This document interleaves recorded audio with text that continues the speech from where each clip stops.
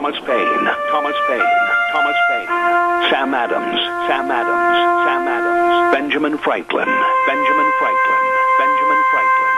These men spoke up for what they thought was right. From their courage came such documents as the Declaration of Independence and the Constitution of the United States. From their willingness to speak what was sometimes unpopular but right, we enjoy such liberties as freedom of speech, the right to keep and bear arms, and freedom of religion. There are those who still wish to oppress our freedoms, and there are still patriots willing to stand up and defend life, liberty, and the pursuit of happiness. Men like Zeb Bell, who honor our founding fathers and what they stood for. It's now time for Zeb at the Ranch, speaking up and defending your freedoms. Brought to you by Magic Valley Les Schwab Tire Centers and all of the other great advertisers on the program. And now, Zeb Bell. I have this morning these famous words from my wife Goober, and I quote, "I once gave my husband the silent treatment for an entire week, at the end of which he declared, 'Hey, Goober, we're getting along pretty good lately.'" That's true.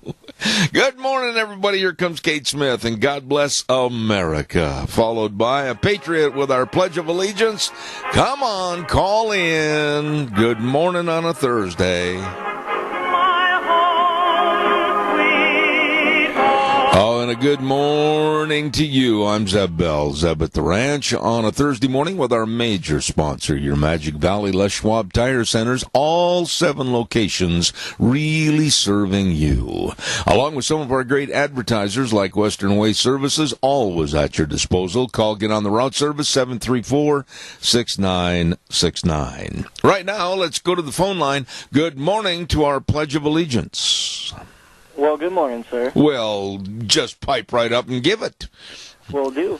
I pledge allegiance to the flag of the United States of America and to the republic for which it stands, one nation, under God, indivisible, with liberty and justice for all. Thank you, Wheels. Have a good day, my friend. Thank you very much. Oh, my goodness sakes, time for the weather, and the weather is brought to you by K&R Rental at 256 South, 600 West of Hayburn. They're open Monday through Friday, 7 to 5:30, Saturday, 7 to 2, and the number to give them a call, 678-3122. They've got all your tools and all your equipment, from forklifts to lawn mowers. I'll tell you what, they are good. Roger and the crew at K&R Rental, and they've been in business since 1979. You talk about experience. They're loaded to the gills, helping you at K&R Rental. And right now, here's the weather.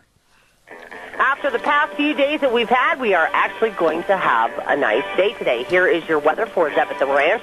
Looking at partly cloudy skies, slightly breezy, winds out of the northwest, right around 13 miles an hour. High of 79 is what we're looking at tonight, low 57.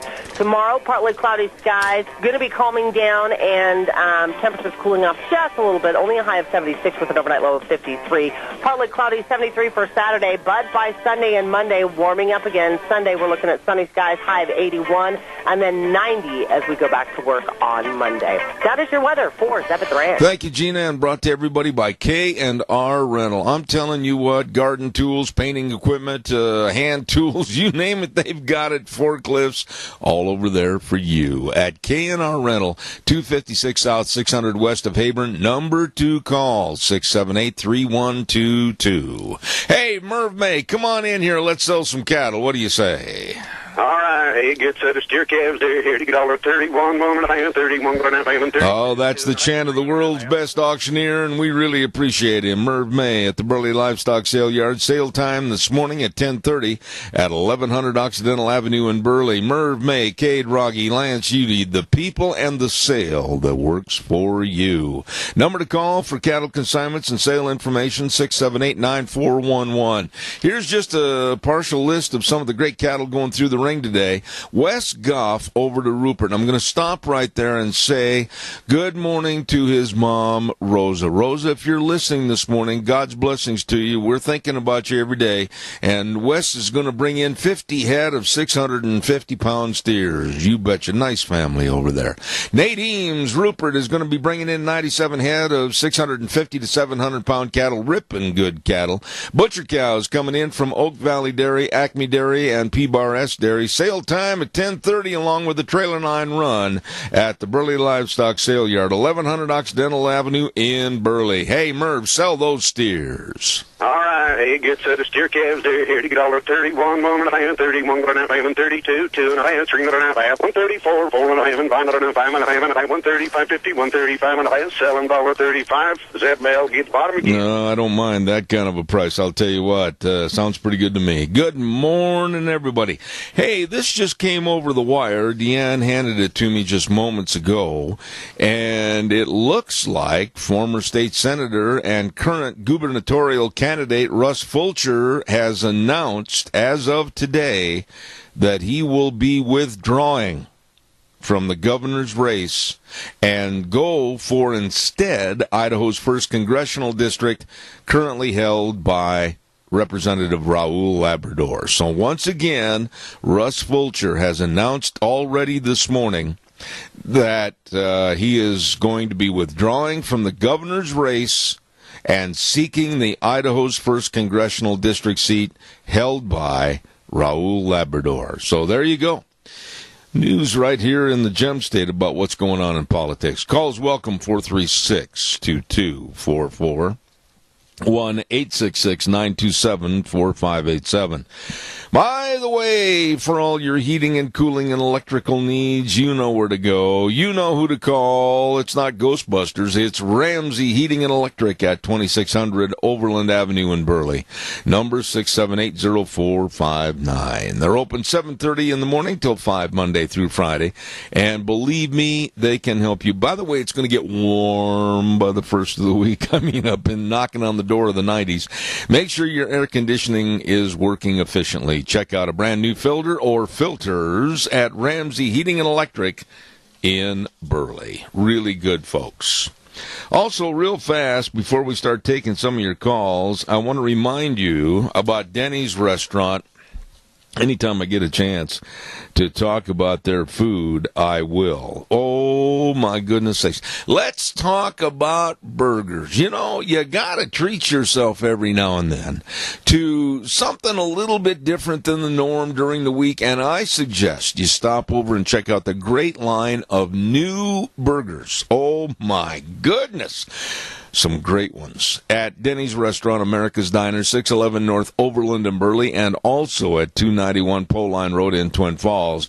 And, you know, if you're there right now for breakfast, you know you're going to get a Jim Dandy breakfast at Denny's Restaurant. Oh, my goodness, great people. Super menu at, like I said, America's Diner, the home of Zeb's Lunch Bunch, and we will be there next week on the 22nd for our June Lunch Bunch at Denny's Restaurant.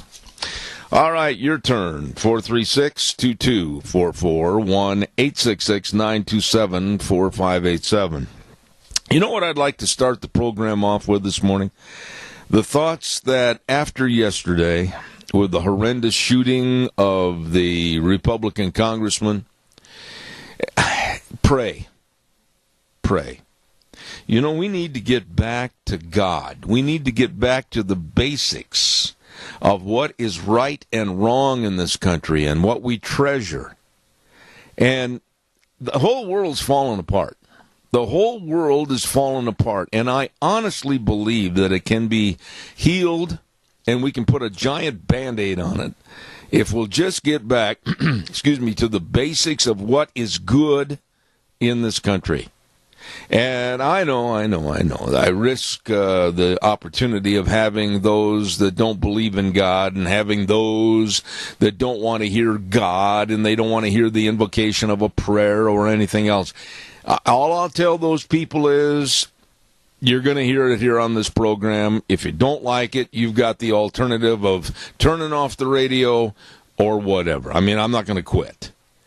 But we need to pray for Congressman Steve Scalise. And I understand that he has taken a turn for the worse since last night. He has been moved into the critical category overnight, and understand the severity of his wounds were that the bullet had gone through the hip and through the pelvis area, and believe me, he did take and I'm praying for this man. I've never met him. I have not talked to him, but I just absolutely am praying for his health. He's not doing as well as expected. And they're still going to go ahead tonight with that charity baseball game, and I applaud them for this. I really do. I applaud both the Republicans and the Democrats for saying, wait a minute, we're not going to let a crazy that wanted to just kill for the sake of killing, we're not going to let him disrupt a charity event that makes altogether hundreds of thousands of dollars, and they're looking at maybe well over $1 million tonight might be garnered for charity because the Democrats and the Republicans are going to play that annual baseball game. It's a sign of unity, and we can thank the good Lord for that. We got to change things, folks. We cannot continue down this road of hate and incivility and vileness. And let me just give you, and this is actual stories that came across the wire this morning. And my lovely bride pulled those off the air at about 4:30 this morning, 5 o'clock. Here's some of the headlines, and this just makes me sick. A Huffington Post writer appeared to criticize the baseball shooter for poor planning, saying violent resistance has to be more organized to work. And this writer, this despicable person by the name of Jesse Ben, said, for violent resistance to work, it needed to be organized. Individual acts can be understandable, but likely counterproductive and ineffective. What? I mean, this is insane. And another headline this morning that was sent, and these are all verified, by the way. I won't put anything on the air that is not true. One of these writers for a very liberal posting said, Republicans are getting what they want. What? And then this one. Fortunately, this article was pulled from the Huffington Post. They did not pull it, but this story was posted by Will Riccadella, and he works for the Daily Caller, a highly recognized and well-respected source. And the story from the Huffington Post this morning, that they pulled this story called Ultimate Punishment of Trump.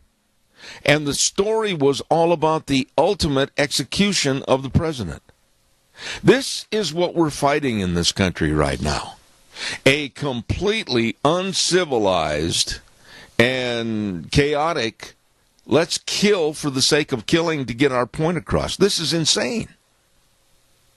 Calls are welcome, 436-2244, 1-866-927-4587. Come on, give me a call. Get in the swing of things on a Thursday. Please give me a jingle. Want to remind you about Burley Physical Therapy and Rehabilitation, 1263 Bennett Avenue, Suite 2 in Burley.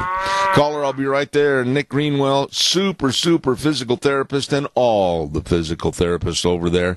They can help you with those sore muscles. They can help you after surgery. They can help you after you've had an accident. By golly, yes. And they've got the only hydrotherapy pool around the area. And, man, all the exercises, you're going to be having them help you get back to being you. Call for an appointment today, 678-1191, Burley Physical Therapy and I did it again. Rehabilitation at 1263 Bennett Avenue, Suite 2 in Burley. Caller, good morning. You're on the air. Good morning to you. I really enjoyed your opening statement this morning, or comment, or whatever you choose to call it, about when you were talking about Goober. Yes. Boy, anybody that couldn't get along with Goober just didn't even belong on this earth. Well, now, just don't go too far on your path there, Mr. Keith. Well, I'm trying to get on the good side of Goober here. I've been trying that for 45 years. Yeah. You know, the thing of it is, I know a little bit about your operation, of how you run your business and everything. But what a wonderful person she is, how she just stands in the background, even at lunch bunch. She lets you be the star of the show. No, wait a minute. I want to correct you on... To throw her opinion out there or anything else. She's just a sweet, genuine person.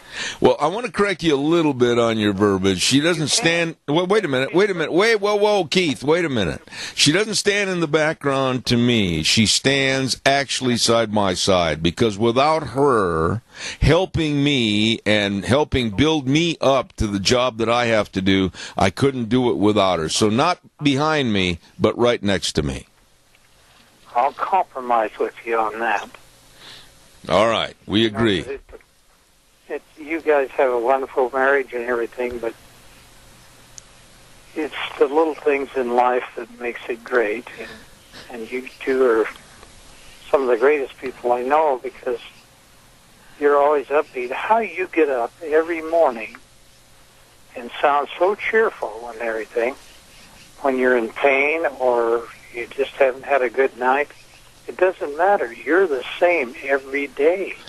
Well, I appreciate that. I want to tell you how much I appreciate those remarks, but I'll tell you, Deanne and I, just like everybody else in the married world, we have our wars, and sometimes we throw hand grenades at each other, but we do something different. We don't pull the pins. Well, you know, you're not like that one joke throwing the hand grenades over and the enemy was pulling the pins and throwing them back. Yeah. You know, it's really wonderful, but, you know, I can honestly say, and you can ask anybody I know, my wife and I have been married for 56 years, and we have yet to have an argument. Oh, my goodness, that is absolutely phenomenal. Listen, and that really makes it difficult as you get older, because, you know, you kind of want to be right all the time, but you can't be. Amen. But, you know, to say we never had our differences, no, you can't do that. Yeah. We have always discussed it, and, you know, there's no need for anger or anything, and it's just been a wonderful marriage. Well, congratulations to you. It drove my kids crazy, because you know how kids like to pit the mother against the father, otherwise, especially when they know your weak points. Yeah. And we always stuck together through everything, and my kids will grudgingly admit that that's true. Well, I appreciate your call this morning, and give a hug to Nancy, and God bless you, man. Thank you for your kind thoughts. I've got to get a commercial in here. You call back anytime. Thank you. Yeah, go Goober. All right. I agree with that. I agree. Oh, my goodness sakes. Let's not forget our dear friends at Berry Equipment and Rental, at Sales, Service, and Parts in Jerome on South Lincoln, Addison Avenue West in Twin Falls, and 159 West Highway 30 in Burley. They have all the equipment to get the job done right. You mean, I'm talking about all the Bobcats. All the Bobcats, all the shapes, all the sizes, excavators. Man, for sale or rent, they've got them. They got the walker mowers. You can mow like the pros mow. And 0% interest for 48 months. You better check it out today. Berry Equipment and Rental. They have the equipment to help you get things done. And if you don't know how to run the equipment, they'll teach you how right there in that big sandbox out behind the building. My goodness. Jerome, Twin Falls, and 159 West Highway 30 in Burley. Berry Equipment and Rental. Absolutely. Calls welcome, 436 2244 1-866-927-4587. Come on, give me a call. Love to hear from you. So we'll talk about anything you want to talk about this morning. You know, there was a phrase used this morning on the news by one of the congressmen that was at the baseball field yesterday. He did not get shot, but he was absolutely terrorized by what happened yesterday, as we all would be. I mean, my goodness, you got some crazy shooting over 50 rounds at random around that baseball field, trying to hit people, diving into the dugout, trying to get through the fence, trying to hide behind trees. Anyway, he made a statement that I really picked up on this morning. He said there is political terrorism in this United States. And quite frankly, it's a phrase that you could apply to many instances. Now, I want to point out that this morning I'm not pointing my finger just at the left. I'm not pointing my finger just at the Democrats, and I'm pointing my finger at everybody. We have got to start getting along. We can have our differences.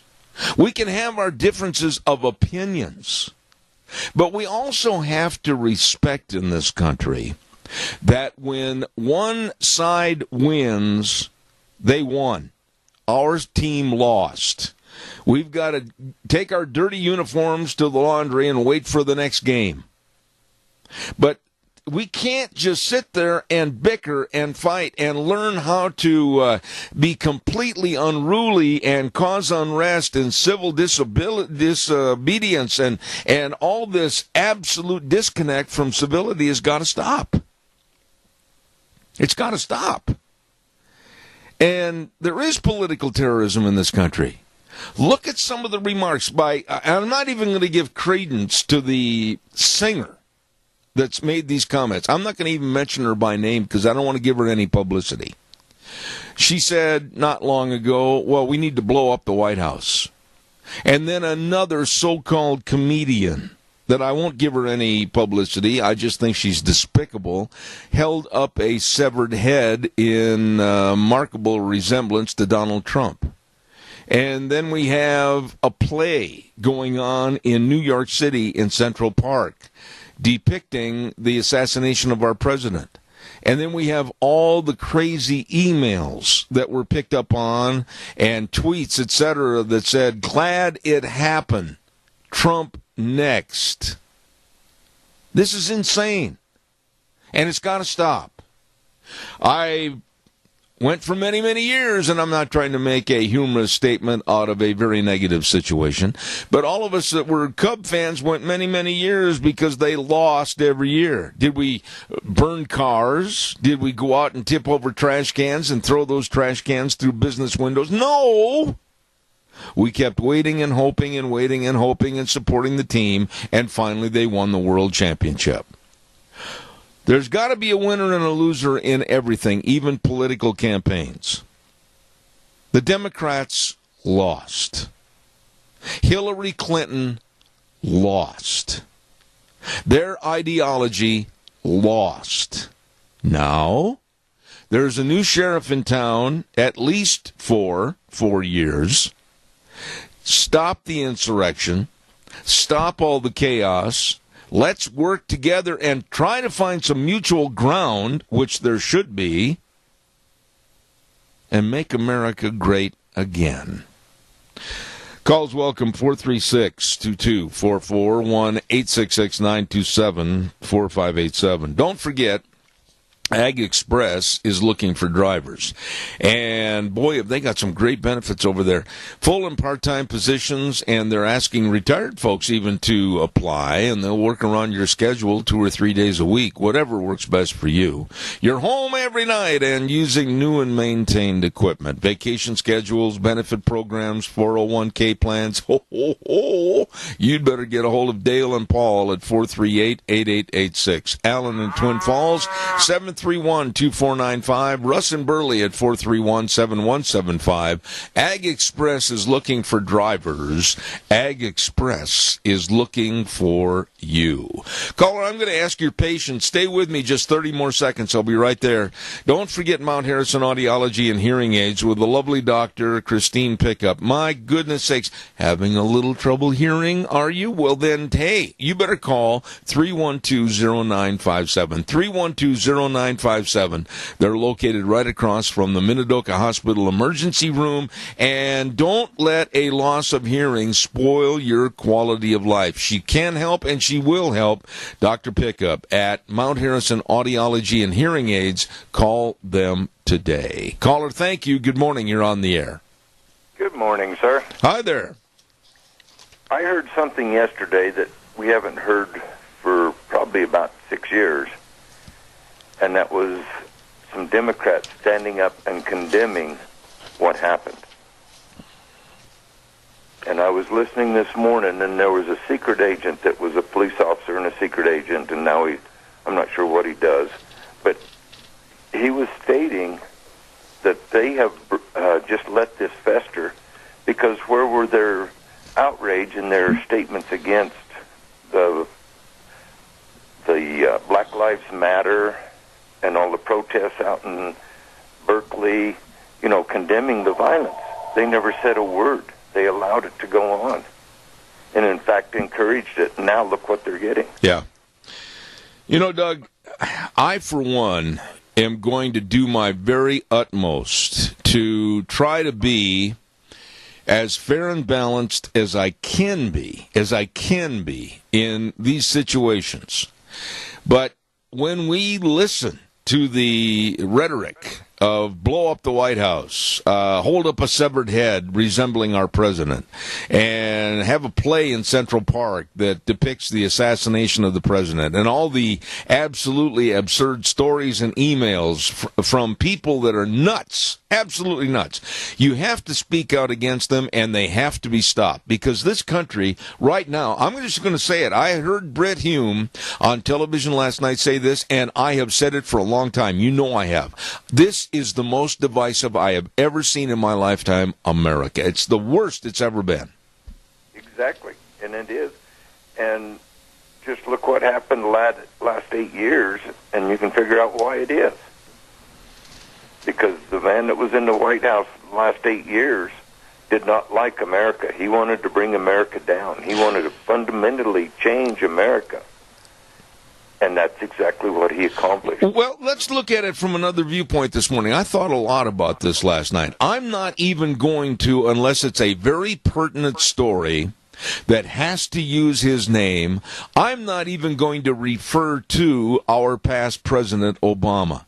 I didn't like the man. I hated his ideology. I hated his politics, and I certainly did not like what he did to this country. But that is water that's gone down the canal. I'm looking forward, and I'm looking right now to getting past all this garbage about Russian collusion and everything else, and seeing an administration that maybe can do something good for this country and get the train back on the track.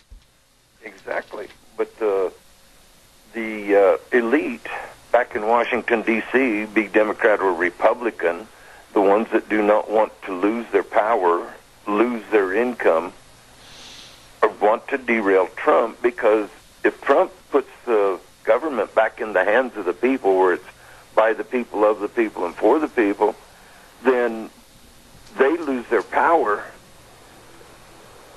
So they're not wanting to do that. So they're going to fight Trump. Well, that's true, but little by little, and I don't care if it's Paul, Idaho. I don't care if it's Spanish Fork, Utah.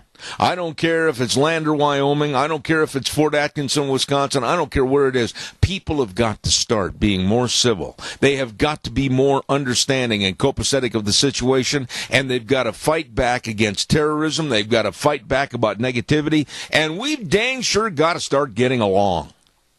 Exactly. And, instead of using violence to make your point on facts. Debate it. Don't resort to violence to defend what you believe in. Yeah, I totally agree with you. And I hope that this baseball game tonight is a sign that maybe there will be some unity, maybe there'll be some clarity of the points that are being made so that both sides can work together. But when the Democrats and the Republicans get together tonight at National Stadium in D.C. for this charity baseball game that raises hundreds of thousands of dollars, and I heard a rumor this morning by some of the people back in D.C. that the money has just come flooding in for this, and they estimate that it'll gain more than $1 million tonight on this game. I hope it is a good sign of better things to come. I pray that it is. I really do. All right, Doug. You are always welcome on this program, buddy. Thank you. All right, and remember, everybody out there, let's take care of our senior centers. Amen. Thank you, Doug. Support them. Do what we can. All right, thank you so much. Caller number 2, you're on the air, but I'm going to ask your indulgence just for a moment so I can get a commercial in here, and I'll be right with you. Hold on. Don't forget Autumn Haven Assisted Living Center, 924 Christian Way in Rupert. They make every effort to make Autumn Haven the best place. You know, they're small compared to some, but with a bigger heart than most, and they are the only locally owned and operated assisted living facility in the Minicash area, and they welcome you to come by their facility and find out what it would be like for your loved ones. They really care. Number to call, 436-3200, Autumn Haven Assisted Living Center in Rupert. Caller, thank you. Good morning. You're on the air. Good morning, Zeb. I think one of the biggest problems we've got is our younger generation is being programmed that socialism, communism, Sharia law, and all that is the way to go. And whatever means it takes to destroy our country and bring it down is what is needed to shape things the way these liberals want. But the thing of it is, these people have no idea what it is to live under these type of conditions. True. No, that's really true, Tony. And I'm going to point the finger at the younger generation because they're being led by the nose by people that are leftists, that are socialists, that absolutely don't care about the future of the United States. They would like to see it turn to a third world status. I agree with you. But, you know, I think both sides of the aisle, Republican and Democrat, have got to have a vision of the Constitution, its values, and what this country has stood for over 200 and some odd years. We've got to get back to that. Well, the trouble is we've got all these hardcore people on both sides of the aisles, I have to say, that don't want to change their views of what's going on because that's going to upset their plans for their future retirement and everything. And they figure, well, whatever's going to happen to the country, we're going to have all the funds to live above what the rest of us are going to be suffering with below the poverty line or people that can't protect themselves like the protections that they have. Yeah. You know, we've got a lot of dirt on the floor, and we better get a big broom and a dustpan and clean it up. Hey, my friend, we'll see you in the morning. God bless you, Tony. Thanks so much. Okay, see you then. All right, buddy. Bye. Wheels, got to ride the gain a little bit and turn up the feed to me a little bit. For some reason, it slipped down a little bit this morning, and I would appreciate it. Thank you. Calls are welcome, and I'd love to hear from you at 436-2244, 1-866-927-4587. Here's an example of something that needs to be changed. An annual 4th of July great big outing in Florida that has been sponsored by a Florida company is canceled. They canceled it as of the last couple of days. Why did they cancel it? Because the lady CEO said she can't be patriotic anymore as long as Donald Trump is the president. See, this is the root of what I'm talking about. The insanity. Donald Trump didn't take away the flag. Donald Trump didn't take away the Constitution. Donald Trump didn't take away our Bill of Rights. Donald Trump did not erase all the bad things in the world that are being thrust upon us. North Korea, China, you name it. And we need patriotism, even if your team didn't win, for Pete's sakes. Are you that much of a quitter? Are you that much of a loser? I'm going to cry. My team didn't win, so I'm not going to let anybody play with my ball. I'm going to stay in the backyard all by myself and just throw it up in the air and catch it and have fun. Oh, my gosh. This lady said, I can't get patriotic. I can't get dressed up for this great big event. It's a great big flotilla where they have boats and everything else. It's really quite a deal. And she says, I can't support patriotism while Donald Trump is president. That's sick. It's a cop-out. And that's part of the problem of what's going on in our country today. Thousands of people participated in this annual July 4th event. And now, this lady and her company, no, I can't. No, we're not going to have anything this year. No flags, no 4th of July festivities, no flotilla. Why? Well, I just don't like Donald Trump, and I can't feel patriotic. That's part of the problem. Calls are welcome, 436-2244, 1-866-927-4587. Come on. Haven't had that many calls this morning on a Thursday. Come on, it's a beautiful day in the neighborhood, and I'd love to hear from you, so please give us a jingle. I'd like to have your calls. Yesterday, after Kelton Hatch was here with the fishing game, I honored what I told him I would do, and I did it. With the pushing of my wife, I went out and for the first time in years bought a fishing and hunting license. Shock of shocks. Wait till Kelton hears about that. He's going to fall right over, all 6'4" of him, horizontal on the floor. Caller, good morning. You're on the air. Morning again. And now the fish are not even safe. Oh, now come on, Keith. The one thing I want to bring up is when I was young or younger or whatever, and so were you, the word communism just made your bones chill, right? Yeah, that's right. Now, we have them in Congress. We have them everything. And we're not allowed to speak out against these people. By gosh, I'm going to. If the guy's a communist, I'm going to tell him, you're not on my side. Oh, absolutely. Get the heck out of here. I don't think that we should ever keep our mouths closed, but we can do it in a much more civil fashion. We can organize to have the vote go against that particular person so that he is or she is removed from office. I'm not saying that we got to turn into a bunch of jellyfish. Good Lord, I can't live like that. And I'm going to continue fighting, but we've got to learn somehow to come together. Not for the partisanship of a party, but for the betterment of America. We don't need communism in our life. That's right. There is not one good thing about it, and yet it's socially accepted now. I wouldn't say that. I wouldn't go as far as to say it's socially accepted. No, I wouldn't go that far, because you might be talking about pockets of people and certain groups in certain areas and certain states, maybe, but I wouldn't say it's socially accepted, because you go to one of my parties, come out here for a barbecue and stand up and rail about communism, you might find yourself out in the steer pen.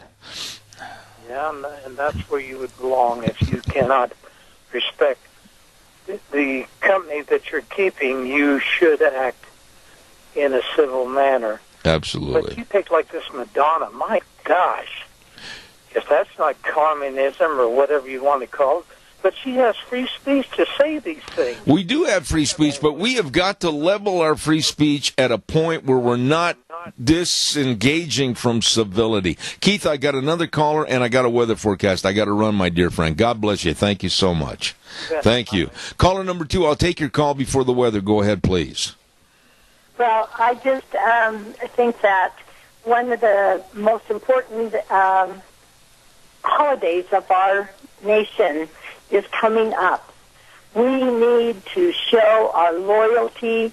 It doesn't matter if we don't like this president. we still show our loyalty to the concept of this wonderful country. And if we let it go under, it'll never be back.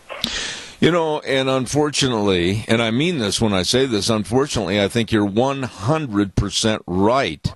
But maybe, God willing, maybe what happened yesterday, a complete tragedy, and I pray for Steve Scalise and his healing, but maybe that will be something that will boost the unity in the halls of Congress, and maybe we can get something done.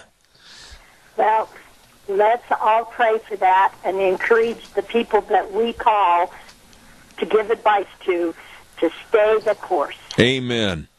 Chris, you are a real tribute to calling in every day with great thoughts, and I appreciate you. Thank you so much. Thank you. All right. Bye-bye. Caller, now I'm going to ask your patience. Please do not hang up. I've got about a minute. I've got to get the weather forecast. I'll be right with you. Do not go away. Weather brought to you by Riverview Urgent Care Center at 382 North Overland and Burley. Twin Falls Urgent Care at 2392 Addison Avenue East in Twin. And Jerome Urgent Care, 133 West Avenue A in Jerome. Minor emergencies, major care. The doctor will see you now, not in 4 or 5 days. And it's open 7 days a week. Got an owie? They'll take care of it at the urgent cares. And right now, here's the weather. After the past few days that we've had, we are actually going to have a nice day today. Here is your weather for Zeb at the Ranch. Looking at partly cloudy skies, slightly breezy, winds out of the northwest, right around 13 miles an hour. High of 79 is what we're looking at tonight, low 57.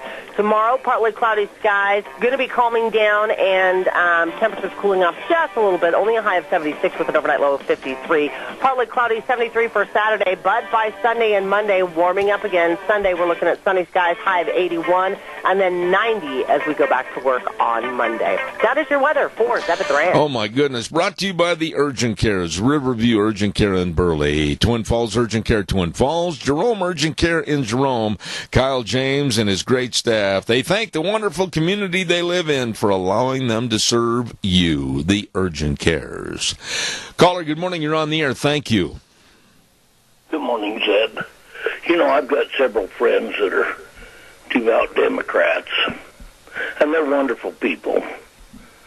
I think they're just a little misguided in their beliefs. I know one of them tells me that he can't be a Republican because we take away the welfare from the poor, and we discriminate against the other races, and we don't want any other race here but the happy white guys. And that's not true. He talks about, taking the money away from the poor. We sometimes take the increase away, but I don't think there's ever been an actual cut in spending in the government. It's just the amount of increase that comes every year. Once in a while, they'll whittle that back 1 or 2%. And I blame this here on our media that's out there that don't explain to the people that when they talk cut, they're not talking dollars that are being given out now. They're talking future dollars. And it just doesn't ever happen. I think our big problem is in our area, we've got the Inquirer in Twin and the Globe in Burley, and they give you pieces of honesty and a whole bunch of misguided facts, and that really bothers me. I agree with your comments this morning, Jerry, and I will say this. I'm not going to go into some of the stupidity and some of the inflammatory comments that are made by anyone, right or left. But we've got to be careful that what we say, what we promote, and what we hear is the truth, and it can be verified. And that's where the American public is also to blame. They're not demanding the truth. Well, I'll agree with that, but, if you get fed enough garbage, yeah. you get a hunger for more garbage, I guess. Yeah. And that's all you want. You don't want the good stuff, you just want the garbage. Well, it's so much easier. Nationalism is good in a way, but I think it's horrible in the news. Yeah. We've had a whole day of nothing but the shooting. And there's a lot of other things going on that should be reported also. I just think they go overboard with item, and they don't carry on with all the rest. Well, one thing, Jerry, please keep this in mind, and I'm certainly not trying to correct your statement, but there is no finality in this story yet because of the worsening condition of Congressman Steve Scalise and other things connected with this story. So I'm not going to put any blame on the media for still highlighting this story because it's an ongoing story that still has not had all the facts shown. The same as is... Wait a minute. But we don't need it for the full hour, and then the next hour, too, again, just repeat of the same thing. Well, okay, wait a minute. 4 hours yesterday. Every hour it was a repeat of the same thing, and there was a lot of other news out there that was not being broadcast. Well, that is a fallacy. That might be a perception of yours, but there were also a lot of coverage yesterday on the college student that was released by North Korea, in a comatose state and sent back home. There was a lot of coverage on that. There is going to be a lot more because it's an ongoing story. And there was a lot more about what's happening with the Mueller investigation. So I'm not trying to build up the news media because I agree with you. They look for any negativity they can find. But I will say that there was more of a separation of the stories yesterday because of what else was in the news. But the story about the shooting is still not solved. Well, I'll agree with you, and we need to get the story, but we don't need it for a full hour at a time. Anyway, I'll get out of your way. There's other guys wanting to get in, I'm sure. And what I say usually isn't of very much importance. Well, it is to me. I will give you my normal comment. May the Lord bless you and your whole audience. They are a wonderful, wonderful group of people, and we need them out there working for the United States of America. See, Jerry, you undercut yourself, and you shouldn't do that because what you say means a lot to me, and I respect it. God bless you, my friend. You bet. You have a wonderful day. All right, buddy. Thank you. I just think the world of Jerry Voss. I do. And I just think that every time he calls, we might have a little bit of arbitration between us, but oh my goodness, do I think a lot of him as a friend. Caller, good morning. You're on the air. Go ahead.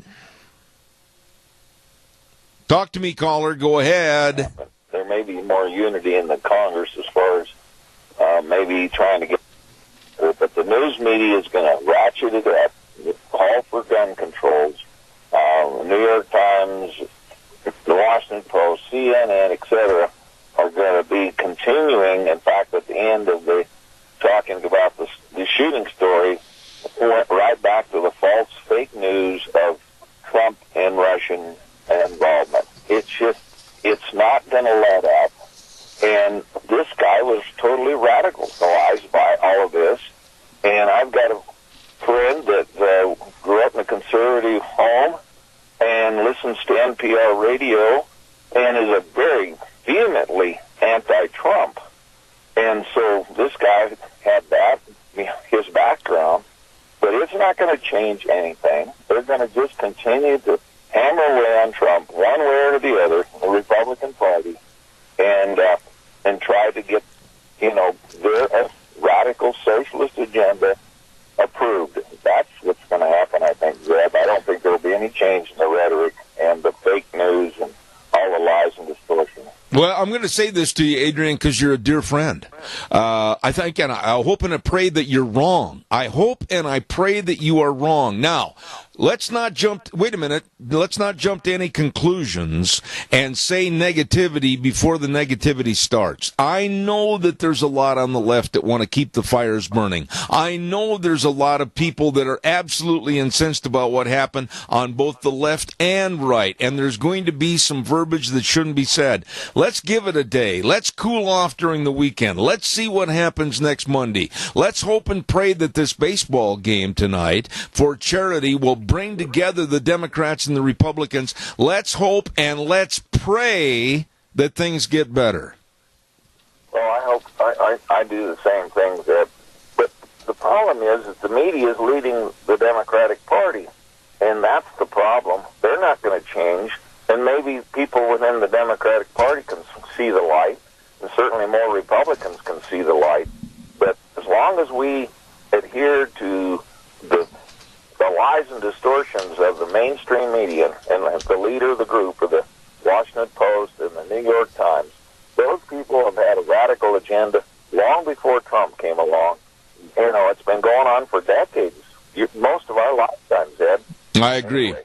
I got to run. I appreciate your call. God bless you, sir. Thank you so much. Have a great day. All right, sir.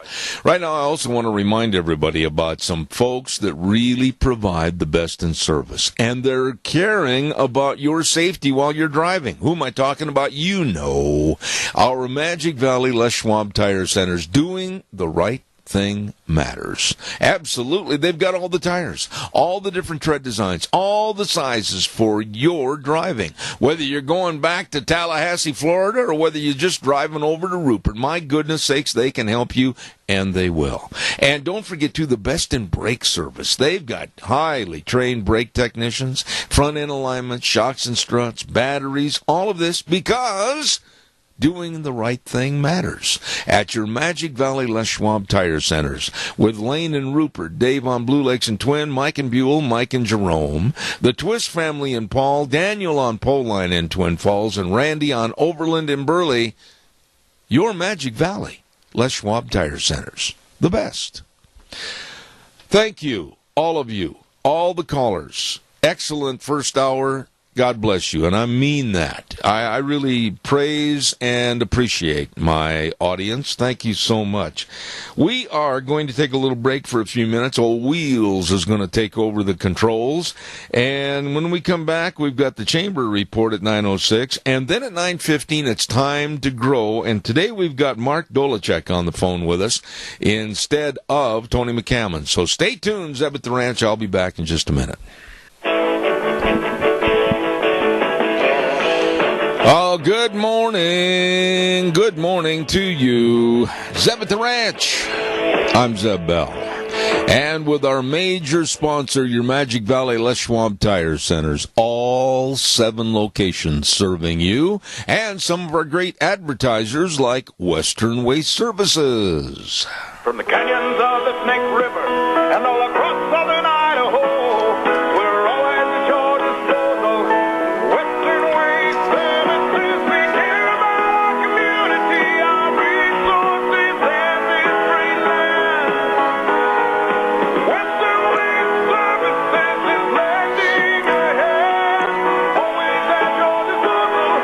Western Waste Services. I'm making a big decision today as to whether or not I should go get a great big huge dumpster or have them drop one off here to just clean out this office. It's getting larger with all the stuff, and I'm and Deanna are suffering from a smaller space. We've got to do something in this office. Maybe you've got the same problem. Well, they've got dumpsters in various sizes where you can have them drop them off. You can fill them up. They'll come and get them. Western Waste Services, loyal to the community and the people that they serve. Call today, 734-6969. They're always at your disposal. Absolutely. Let's go right now. Wait a minute. I got to check this out first. No, just a minute. Stand by, Kyla.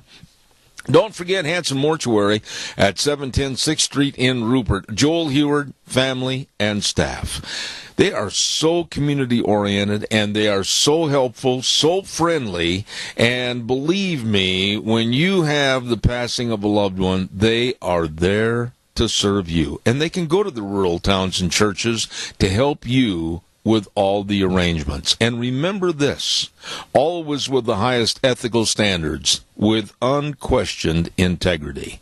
They serve you, and they help you. Hanson Mortuary, 710 6th Street in Rupert. Number to call, 436-5636. That number again, 436-5636, Hanson Mortuary. Well, let's go to the Chamber of Commerce right now, and the lovely, I'm going to run into a problem if it's not her because they're all lovely. Who is there? Hi, Zev, it's Kyla. How are you? I'm good. I'm kind of getting gun-shy because sometimes it's not you. Well, sometimes it's fun to put Chris on, and sometimes it's fun to put Jackie on, and then you get to talk to all of us. Oh. I like that. And we have a brand-new intern, too, so I might throw her on one time, too, just to shake things up. All right. Well, what is going on? Well, gosh, we have had a ton of things happening in the next several weeks. There is so much. I just really encourage people to get on MinneCasuChambers.com. We've been getting hit with a lot of phone calls asking about all the 4th of July activities, which, if you can find this hard to believe, are really about almost 2 weeks away. So if you're looking for information about the Rupert 4th Parade, you can give us a call here at the Chamber. Also, all the activities are on the calendar, and that's really going to be the easiest way for you to mark everything down that's going on. But today, we have got a very special ribbon-cutting open house for Drop It Express and Birthright of Minnecasia. That'll be going on at 5 o'clock. Their brand-new office is located over in Hayburn. It's 1840 Highway 30, where Gibson Truck and Auto was. And so we're real excited about that. And then this weekend, we have had lots of phone calls about this, but it's the Oakley Tour of Homes. And that actually opens up at 9 a.m. You can get your tickets at Howell's Opera House, and it runs until 3 p.m. And so I would definitely just check it out, because they don't open this up every year. And so it's a great opportunity to kind of take a look back in time at some of these historic homes. And then at 1 o'clock on Saturday, we are going to be doing a ribbon-cutting open house for Nature Nursery and Market, which is also in Burley, right there on the Declo Highway. And that is just going to be a ton of fun, beautiful place. You know, the weather's supposed to be great this weekend, so just so much to do. Wow. I mean, I'm tired just listening to you. Man. I think, Zeb, I'm not sure where to go with that. No, I tell you what, people say to me, well, I don't know what to do. There's nothing going on. My goodness, all they have to do is call the Chamber. You've got a litany of things they can be involved in. We do, and we do want to say a special shout-out also today. From 5 to 8 p.m. is going to be the job fair. If you are looking for summer, seasonal, full-time, part-time work, we have 16 different companies that are hiring for all kinds of positions, and they are going to be at the Burley Best Western Inn and Convention Center, who has generously just donated the space to hold this job fair for all these companies. And it's everything from literally Amalgamated Sugar to Fabri-Kal to a lot of big names, several electric companies. We just encourage you, if you're looking for a job change or you are looking for a job, period, this is the good place to be from 5 to 8 p.m. today. Now, Kyla, you know, I'm sure there's a lot of people listening right now that are saying, well, gee whiz, what number can I call to find out more information? If they call the Chamber, can you give them the information necessary again? Yes, absolutely. 679-4793, 679-4793. Now, you're going to be swamped all summer long. It sounds like there's all kinds of things going on. Is there anything else you want to mention well in advance to kind of pique their interest a little bit? I was going to say next week we really start to heat up with the events. You know, we have the Idaho Regatta that is coming in the weekend. We have our Minnecasia Scramble for Commerce golf tournament, which is sold out with 36 teams, so that's going to be crazy. And then the weekend after that starts really on the 30th of June, so I know that's a little different, but 30th of June is when the Rupert 4th of July celebration and all their activities really start off. So it's going to be just a crazy next several months. I'm really excited about it. So anybody who says there's nothing to do, trust me, get on our calendar. You're going to find something to do. All right. And I also want to real quick give a shout-out to your great store that you have over there with all the Idaho products. Tell us about it quickly. Oh, quickly, we have got anything Idaho really right here. And a lot of the items are made by people here in Hayburn. Mad River Laser carries some of their products here from Rupert. We've got lotions, potions, we've got candy, we've got all kinds of food items, books, photographs, you name it. If you're looking for something uniquely Idaho, I would stop by our visitor center. And we are open on Saturdays, too, just to let folks know, usually from about 10 to 2 or 10 to 4. We're doing that on a volunteer basis. We're so thankful for all our volunteers that have stepped up and said, you know what? I'm going to hang out for a couple of hours and help folks find things here in our own Minnecasia area. Oh, I tell you what, you do a wonderful job. The entire staff, really friendly people at the Minnecasia Chamber of Commerce. And how can they get a hold of you? Okay, one more time, 679-4793, or hop on to our website, minicasuchamber.com, and go to the events calendar. That'll have everything right there. All right. Thanks, Kyla. God bless. Talk to you next Thursday. Thanks, Deb. We'll talk to you soon. All right. Thank you very much. Very, very nice people at the Mini-Cassia Chamber of Commerce. Thank you very much for being on the air with us this morning.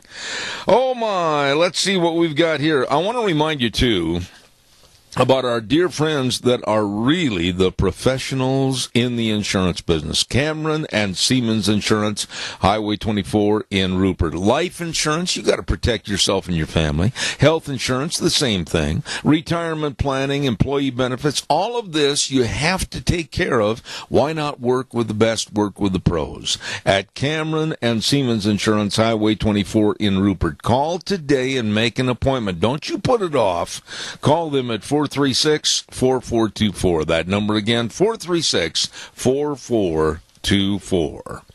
Also, boy, oh boy, do I get higher than a kite when I start talking about these folks, because they sell all the things I've really learned to have fun on.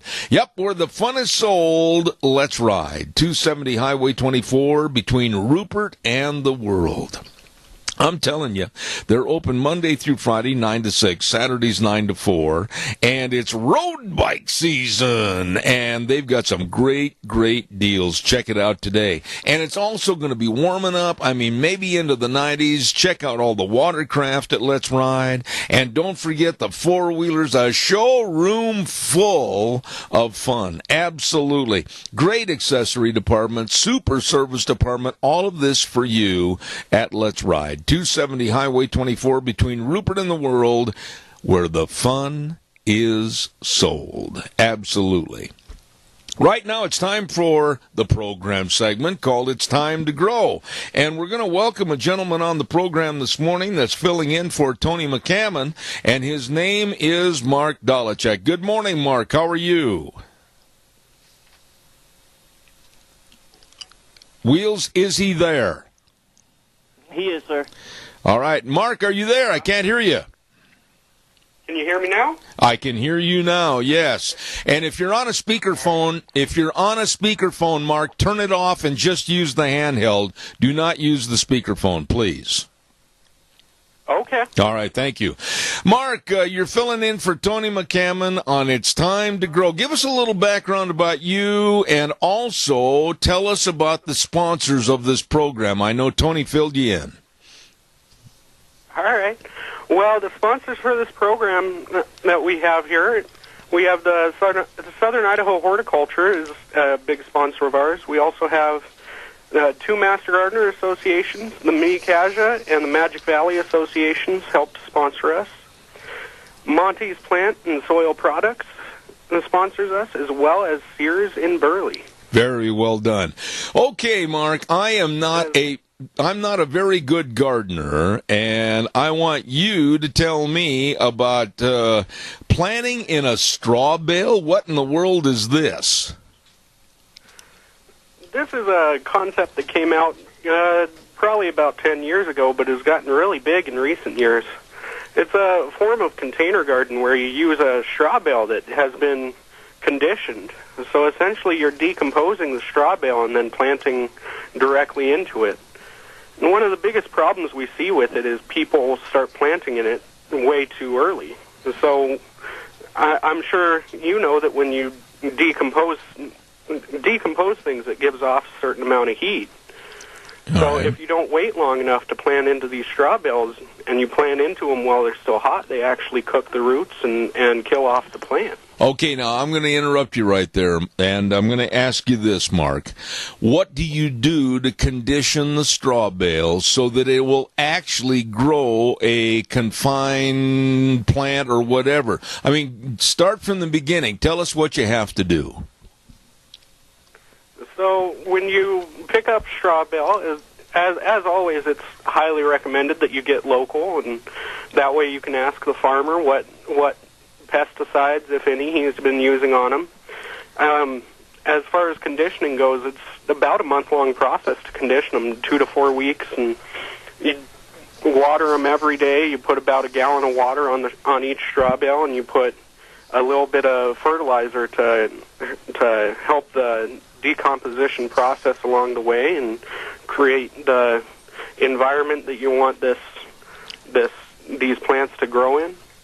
And you can a good way to test of whether or not your straw bale's ready for planting is just hold your hand near it. If you can feel the heat coming off of it, then it's a good sign that it's still way too hot. I know plenty of people that use meat thermometers and stick them directly into the plant or directly into the straw bale to see what the exact temperature is. But as a general standing, you would want your internal temperature of the straw bale to be roughly the same as your external temperature. Okay, but now, for a person that is absolutely a neophyte when it comes to doing this kind of stuff, how do you go about planting a plant or whatever in the straw bale? I mean, really break it down for somebody that's with my uneducated attitude. All right. So as I said, you condition the bales, and you would keep them thoroughly wet for a period of, usually it only takes about 2 weeks, and you condition those over that period of time. And then once your bale is completely conditioned, you can just essentially scoot a section of the hay aside, or the straw aside, and plant directly into the bale. Holy and there's cow. no need for added soil or anything. They highly recommend you don't use any added soil, because it can introduce extra pathogens, can introduce extra seeds that you don't want there. So they don't recommend you putting in any extra soil into it. And they just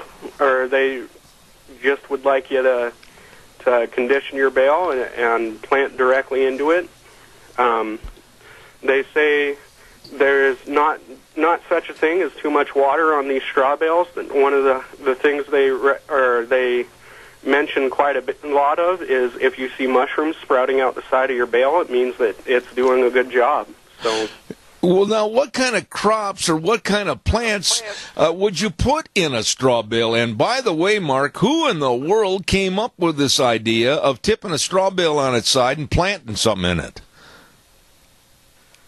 So, as I've said, this idea has been around for quite a while, actually a lot longer than 10 years, but it really started becoming popular again for about 10 years ago, when a guy from MSU actually wrote a book about it called Straw Bale Gardening, and he remembered he moved into a house and there was just no place that he could put a garden, and he remembered thinking back to his grandma and grandpa's farm and how they used to always throw the old straw bales on the side of the barn and they just decompose there.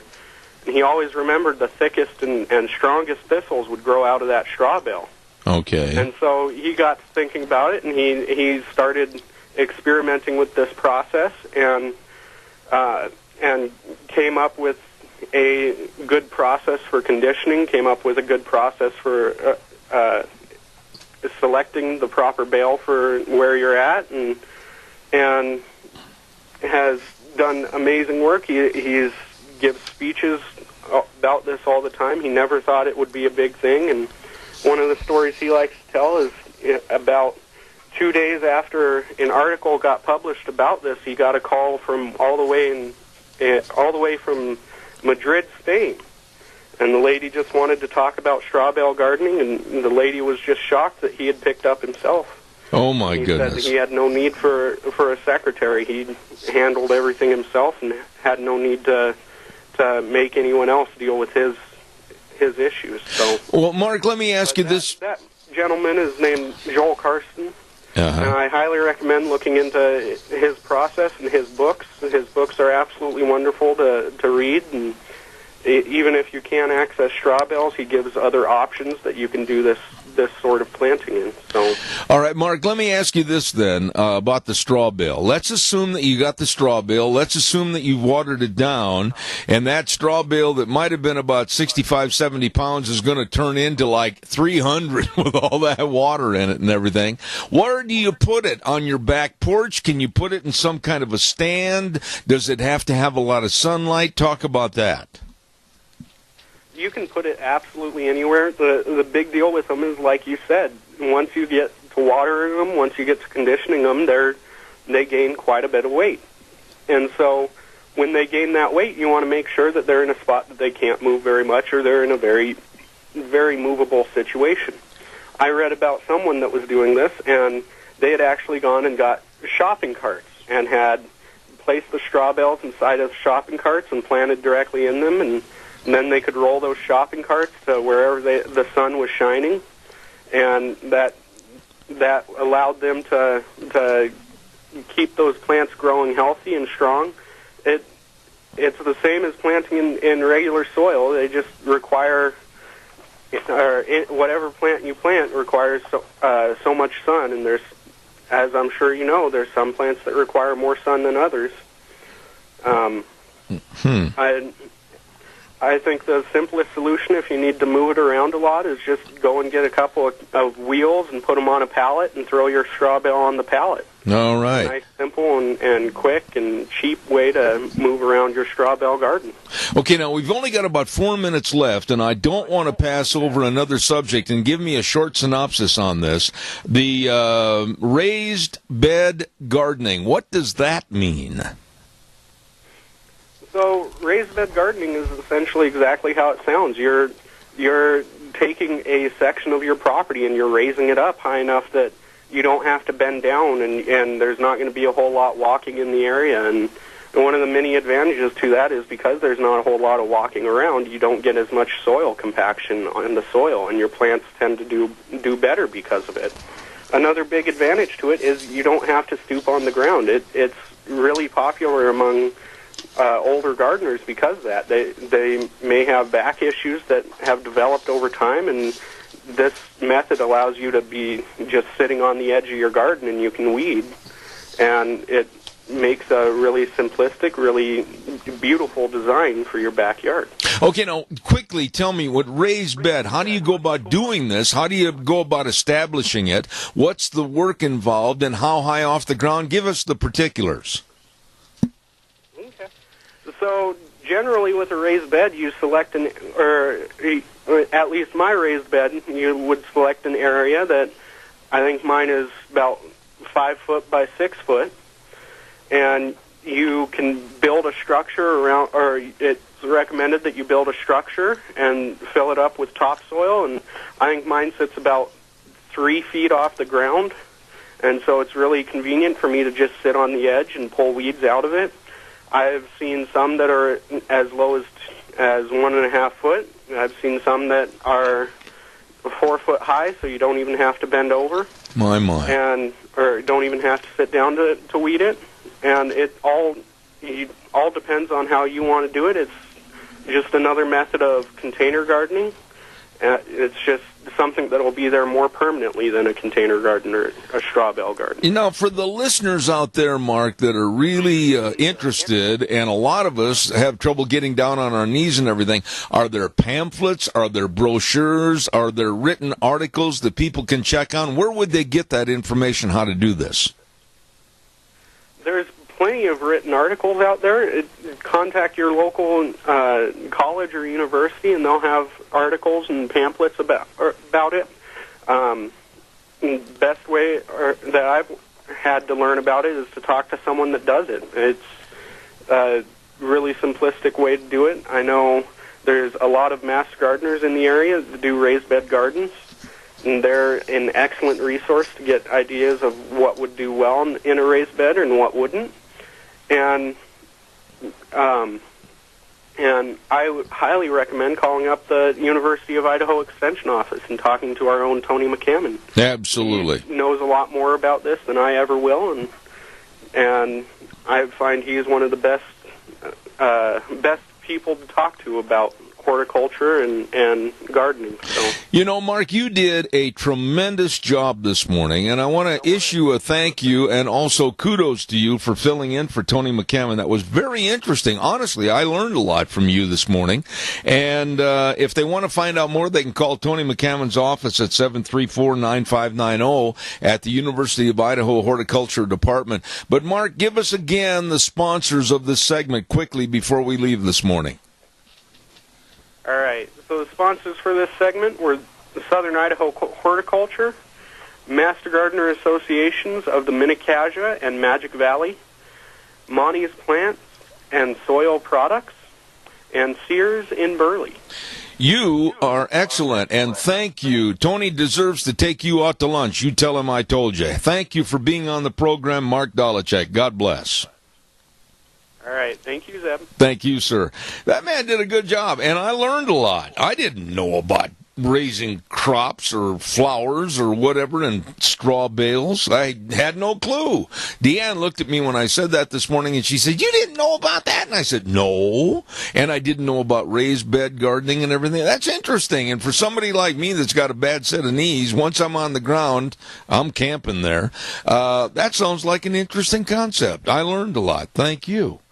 Let's not forget our dear friends over at Autumn Haven Assisted Living Center, 924 Christian Way in Rupert. They make every effort to make Autumn Haven the best place for your loved one, and they get involved with so much community activity. You know, like the Wilson Theater events and OVAC and the Rupert 4th of July celebrations and everything. They really want to help your loved ones enjoy their stay. At Autumn Haven Assisted Living Center, 924 Christian Way in Rupert. The number to call is 436-3200. That number again, 436-3200. They're small compared to some, but with a bigger heart than most. I look forward to Thursdays because I get a chance to talk to a very, very good friend, long-time friend, and that's Rita Ramsey over at Ramsey Heating and Electric, and we really go into the political scene. Good morning, Rita. How are you? Morning. I'm real good. Thank you. Well, I think we better start off with this morning. What a tragedy yesterday, but I hope and I pray, as I said in the first hour of this program this morning, that out of this tragedy will come some good of unification with both parties. What are your thoughts? Well, first of all, I really don't see that as happening. I wish that were the case. I hope that it would. You had two completely different opposites from the GOP on this yesterday.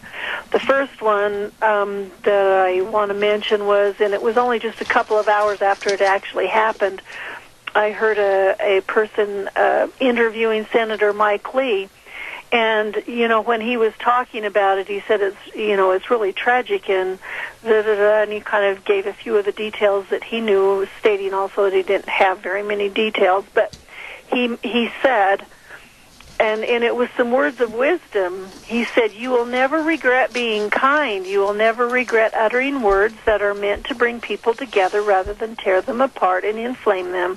And I thought, we need to be reminded of that, and I was glad that he said that. On the other hand, Mark Sanford out of South Carolina, who's a representative, and I think he was the one who was the governor that was hiking in the Himalayas or someplace. Remember when he got caught? Mm-hmm. Anyway, he said yesterday, actually he said this today, President Donald Trump is partially to blame for the heated rhetoric that led to the shooting. And I'm thinking, what are you thinking? Yeah.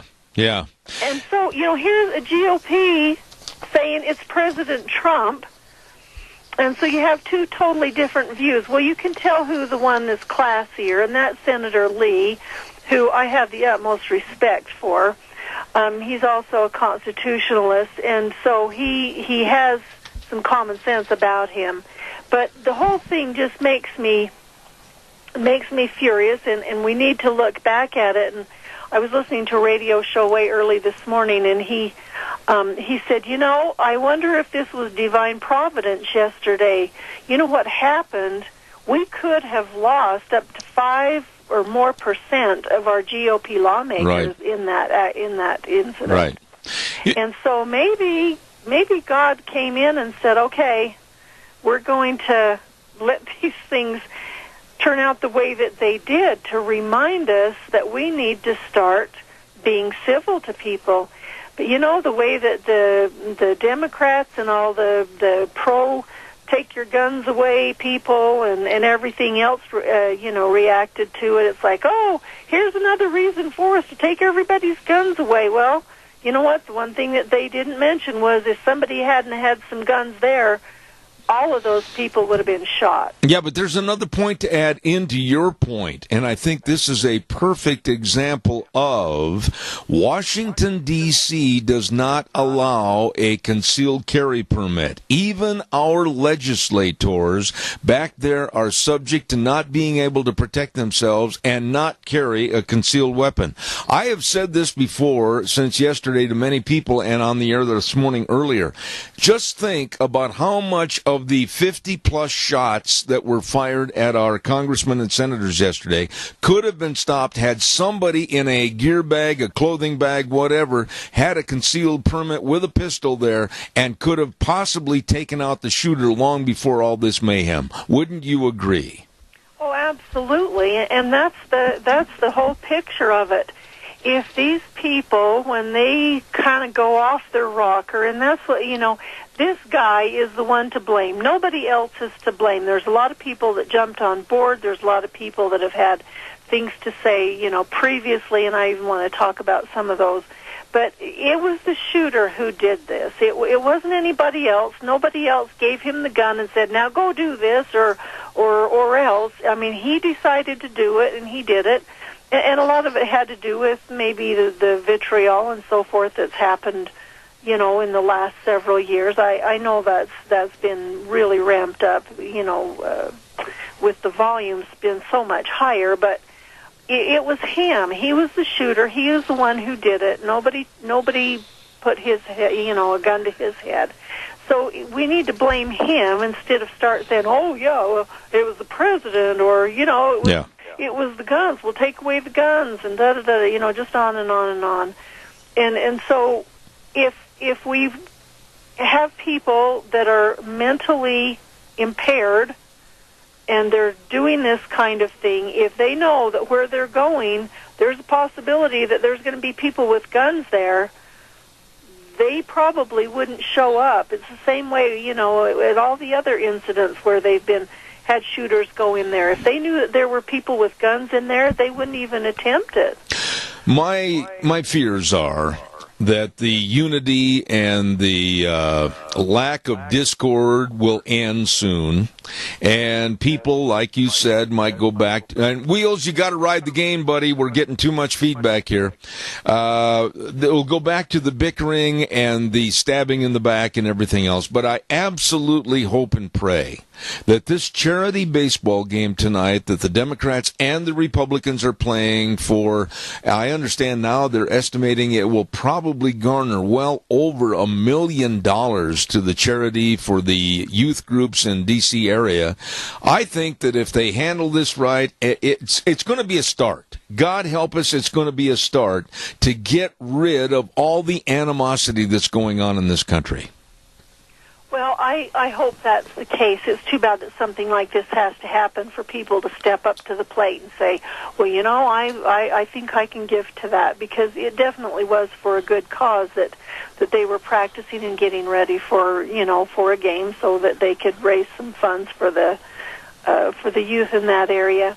I just get so tired of people, jumping on things. You can look back and remember the theater shooter in Colorado, how the people in the media started hunting for that guy's name because they were just sure he was a Tea Party member. And then Gabby Gifford, when that shooting happened, Sarah Palin was the one, because she had a target on her website showing which states were going to be red and which ones were going to be blue. And, yeah. I mean, they just jumped right on it.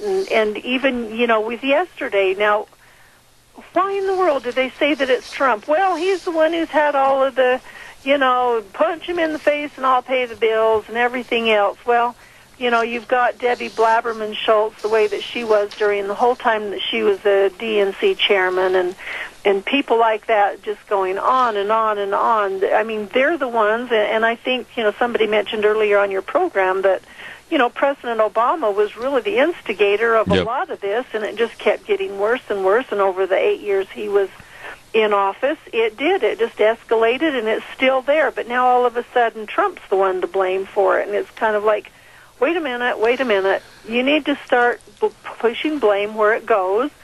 yeah, there's a lot of people that are to blame for the vitriol and so forth, but it was the shooter.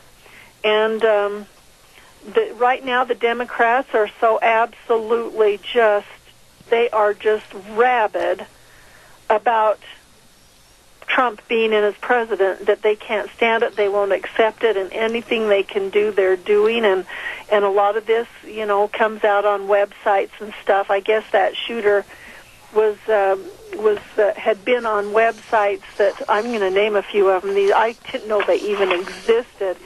There were some different websites that he had links to. One of them was, I do not like Trump, Cruz or Tea Party, or hate radio. There was expose Republican fraud, boycott the Republican Party, liberal Democrat Socialist Party, investigation of interference in the presidential election. I hate Donald Trump, our Revolution Street team, boycott the Koch brothers, health care and education, Burners United to resist Trump. Of course, these are a lot of them Bernie Sanders supporters, and join the Occupy Army. I mean, there's all kinds of this stuff, and I think that all of these places that promote, this knee-jerk stuff, and I think they're just doing it to see who they can get riled up, but it's just ridiculous, and when people have access to that, they kind of get really going, and if they're mentally having issues, then I think it just enhances it, and pretty soon they're off to the races. And it doesn't mean that it wouldn't have happened someplace else or whatever. He just happened to be able to zero in and find a place, and he'd been there for a few months, just living in his car, and he flipped. Yeah. Rita, there's a couple of other stories I want to get to this morning, and one that it just really, it makes me mad. It makes me want to get involved and do something, but I don't know what to do. And that's the college student from Ohio, Otto Warmbier, that was arrested by North Korean police and held captive. And now they're saying that he was in a coma for almost a year, and the North Koreans just shipped him home. I mean, here's a young man in a comatose state being shipped home after absolutely cruel and brutal mistreatment by the North Koreans, and nothing is being done for reciprocity against the people that did this. Well, first of all, hopefully they'll, get a little bit of retribution on this, but on the other hand, people need to understand, when you go to another country, you're not going to America. You can't steal stuff, take stuff down, or do other things and get a fair trial. When you go to other countries, you better make sure you know the laws. I mean, the last 30 or 40 years, probably even longer than that, we've known about people who have ended up in Turkish prisons and stuff like that for doing absolutely nothing. And those governments absolutely will just do whatever they can to beat you to death almost. They don't want you to die. That'd be too easy. And so people, when they go to other countries, they need to understand that there's stuff that's going to happen and could happen. And I mean, I just hate the thought of it, but that's the way it is. Every place in the world is not America. And it's really sad that it's happened, and it's so horribly sad for the parents and the acquaintances of that student that, he's come home the way that he's come home. But on the other hand, there's little responsibility for the guy who was there and what happened. I mean, who in their right mind wants to go to North Korea? It wouldn't be me. Well, and that's the point I think that really should be highlighted. In this day and age where there is so much friction and so much volatility, why in the world would a college student or a tour be scheduled to go into a country where people are going to be people and people are going to be dumb if given the chance, and have the occasion to where you could end up in prison for the rest of your life? It doesn't make any sense to me. Well, it doesn't make sense to me either, and it's horrible to think that you can't go someplace in the world that you want to go to. But when you say you want to go to that place and you get ready and go, guess what? you're at risk, and that's sad, but it's the truth. Absolutely. We have a caller with a question. Quickly, caller, you're on the air. I'll make it quick. I just have a comment about your idea on retribution for North Korea. The problem is that we still have Americans over there that are being held prisoners. That's one of the reasons they don't do retribution right off the bat. They don't want to endanger those people's lives. I'll listen off the air. All right. Rita, your comments first, and then I'll chime in. What did you think about what the caller just said? Actually, that's an excellent point, and we need to remember that. I still hope that there will be some kind of something that will come out of it. But there are other people there, and I that's what we need to remember. I hadn't really thought about that, but that's absolutely true. Well, he is right, but on the other side, I think the go get 'em gung ho attitude that I have is such that I hate to have somebody that is a little fat dictator that has never done anything worthwhile for his country, for his society, or the world is making the dictates that we all adhere to because we have to walk on eggshells, and that really bothers me. Well, it does me too. And the other thing that really bothers me is you've got these stupid Hollywood types that go over there and make friends with them, and we're going to be buddies, and we're going to play basketball, and we're going to have dinner, and we're going to dance, and we're going to do all this kind of stuff. Why don't they just stay home? Why don't those people, they've got a double agenda there. It's like, oh, I'll show the rest of the world that I can do this, or whatever they're thinking. When you've got dictators and people like that have no human rights conscience at all, why are people even going over there and trying to be any part of it? It just, if you're going to shoot rockets at us, or you're going to shoot nukes at us, we'll take care of you. But you've got these Hollywood people who are just going to go and do whatever they want to do, and we're going to make friends with the little fat guy from Korea with a bad haircut, and we're going to go make friends with the Castro brothers, and we're going to go make friends with that guy down in Venezuela. Mm-hmm. I mean, it's like you're just playing with fire, and you're just making it more dangerous for others, and you're just snubbing America. What are you doing? So I really have mixed feelings about the things that go on there, and the only thing I can say is we need to stay away from those kind of people, and then we can maybe have retribution. But as long as you've got people trailing in and out of there, we're going to have some issues. I agree, totally. I've got to do a weather forecast. Stand by.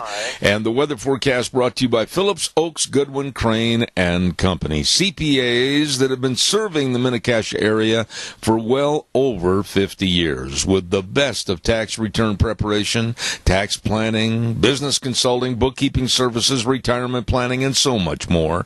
And they've got 2 locations serving you, 1710 Overland Avenue in Burley and 620 5th Street in Rupert. Phillips, Oaks, Goodwin, Crane, and Company. And right now, here's Gina with the weather.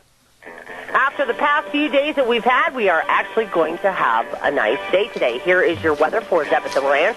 Looking at partly cloudy skies, slightly breezy, winds out of the northwest, right around 13 miles an hour. High of 79 is what we're looking at tonight, low 57.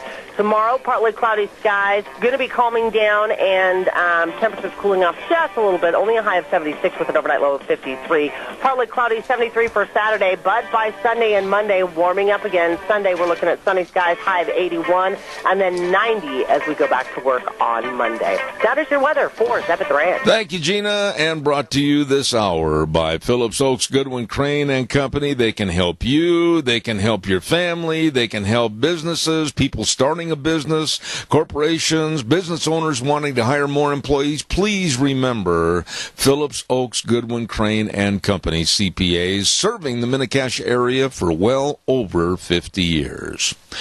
Rita, another topic that I wanted to mention to you this morning, and I'm kind of afraid, maybe you can quell my fears and say, oh, don't worry about it, it'll never happen. But I'm kind of nervous about Puerto Rico and the possibility that we, the United States, might incorporate them in as the 51st state, which in my opinion is like just taking a whole bunch of bad debts from a bad uncle. How do you feel? Well, that's really true. The majority of the people there are on welfare, and they receive tons and tons of benefits already. There's really no reason or any benefit for them to become a 51st state. The bad part on our part is that they will be able to have 2 senators and some Congress people helping to make decisions because they already get all the free stuff. And that's one reason why they have never wanted to be a state, is because they get all the free stuff anyway. And so I think it's really a bad deal to do that. They haven't wanted to do it. Anytime they voted on it as a territory or whatever they are, they haven't been able to garner enough votes to pursue going on ahead to become a state and be part of the United States other than just a territory who receives all the welfare and all the free stuff. You know, though, it seems like this keeps coming up, and they had an election here the other day, and they only had about 23% of their people show up at the polls, and the press and the liberal media made a big deal out of this, saying, oh, the vote was all in favor of being a state. Puerto Rico voted for it. With only 23%, that's ridiculous. Yeah, it's not, and they haven't wanted to be, and so I don't know if there's something that would really want them to change their mind, because, like I said, they're getting all the free stuff as it is, and they don't have the responsibilities. If they do become a state, they have to have some other things happen, and I don't think they want that to do that as far as structure and everything goes. So I would be surprised if they do. It's always the left saying, oh, they're so mistreated, they need to be a state, we need to let them have their way, and that's never been the case, and they get tons of advantages that states have without having to actually be a state and have some responsibility. I totally agree. Caller, you're on the air quickly. We've only got a couple of minutes left. Okay, Zeb. Rita, do you feel that it's big business behind this for cheap labor? This way they can keep the hourly rate down to $7, $8 an hour compared to maybe 15 or 18? Go ahead, Rita, please. I guess there's a possibility of that. I'm totally opposed to anybody saying what the labor should be, because in a free market you should be able to pay what you want. And if you don't pay enough and the other guy pays more, you're going to be forced to pay more to keep the kind of help that you want. And so that's what a free market should bring, instead of having government involved in it at all. I guess there's a possibility of that. I don't know. You know, and Tony, thank you very much for your call. But Rita, when I look at the situation with California, and they are so deep in red ink, and another state that's worth watching as far as how they're going to become solvent or insolvent, Illinois. And why in the world would the United States of America vote to take on a country like Puerto Rico and automatically take their debt into our already in the whole budget? Well, it doesn't make any sense, but nothing that comes out of Washington makes any sense anymore. So it's hard to guess what they're doing. There's other states that are very insolvent, and they're going to be going down the wayside too. And until people start turning around and getting things back in common sense ways, the wage is one of them. These states are going to start dropping like flies. They've got the retirement funds of all the states and stuff like that. There's something like 23 states that are really, really, really in debt bad, and they're going to go under just with the retirement funds that they can't fund anymore because of everything that they promised their people who are on them, and it's just one thing after the other. We've got about a minute left, and Rita, what else quickly is going on locally with the Tea Party, etc.? Actually, we're not going to have Tea Party meetings during the summer, so we're not really doing anything. We'll kind of pick up. I did want to mention something about Russ Fulcher deciding to run as a congressman. People need to understand and know. We had him at one of our meetings here just a while back. If the Mini-Cassia area would have voted in favor of, the majority in favor of Fulcher, he would have been our governor. It was that close, and the Mini-Cassia area was the one they didn't carry.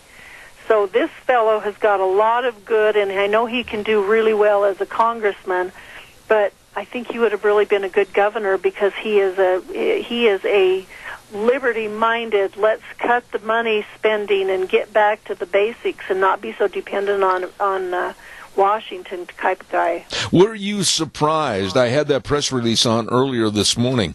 Were you surprised that he made the decision to run for Raul Labrador's seat instead of the governorship?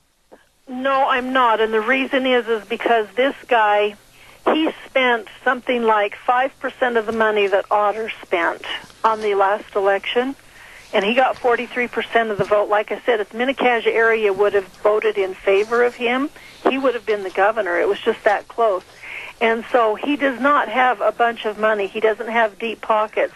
The others who are running have a lot of money behind them. And sadly, that's what's going to buy the governor's seat is the money, I guess. Rita, I appreciate you being on every Thursday. Thank you so much. And I hope you have a wonderful weekend. Thank you. Okay, thanks, Zeb. All right, take care. Rita Ramsey, I always appreciate her on Thursdays. Thank you. I'm hungry. Oh, boy, am I hungry, and I'm starving to death. And I know some great places to go, like the AC Drive-In, 601 East Main in Burley. Shrimp and fries, fish and chips, shakes of all flavors, chicken fried steak sandwiches. Have you had one of those? Go get one. And the delicious fries with the special sauce, Farmer Brown burgers, all of this at the AC Drive-In, 601 East Main in Burley. How about Taco Bandito, 2301 Overland in Burley with the street tacos, the shell, the choice of meat, either steak, pork, or fire-roasted salsa chicken, choice of cheese, taco sauce, pico de gallo salsa, you're going to love it, along with the pork burritos. Everything is delicious. And the Taco Bandito has bacon with jalapeno. Jalapeno! All of this and more at Taco Bandito, 2301 Overland in Burley. How about our friends at Burgers, etc.? 124 South Oneida in Rupert and 700 Overland in Burley. Root beer floats only 99 cents after 3 p.m. I'll take 5. Oh, my goodness. And fresh strawberry shakes. You're going to love it. And every Sunday at the Burley location, shrimp dinner only $5.99. Burgers, etc. in Rupert and Burley. Well, let's move over to Steve-O's at 290 South, 600 west of Hayburn. Oh, my goodness.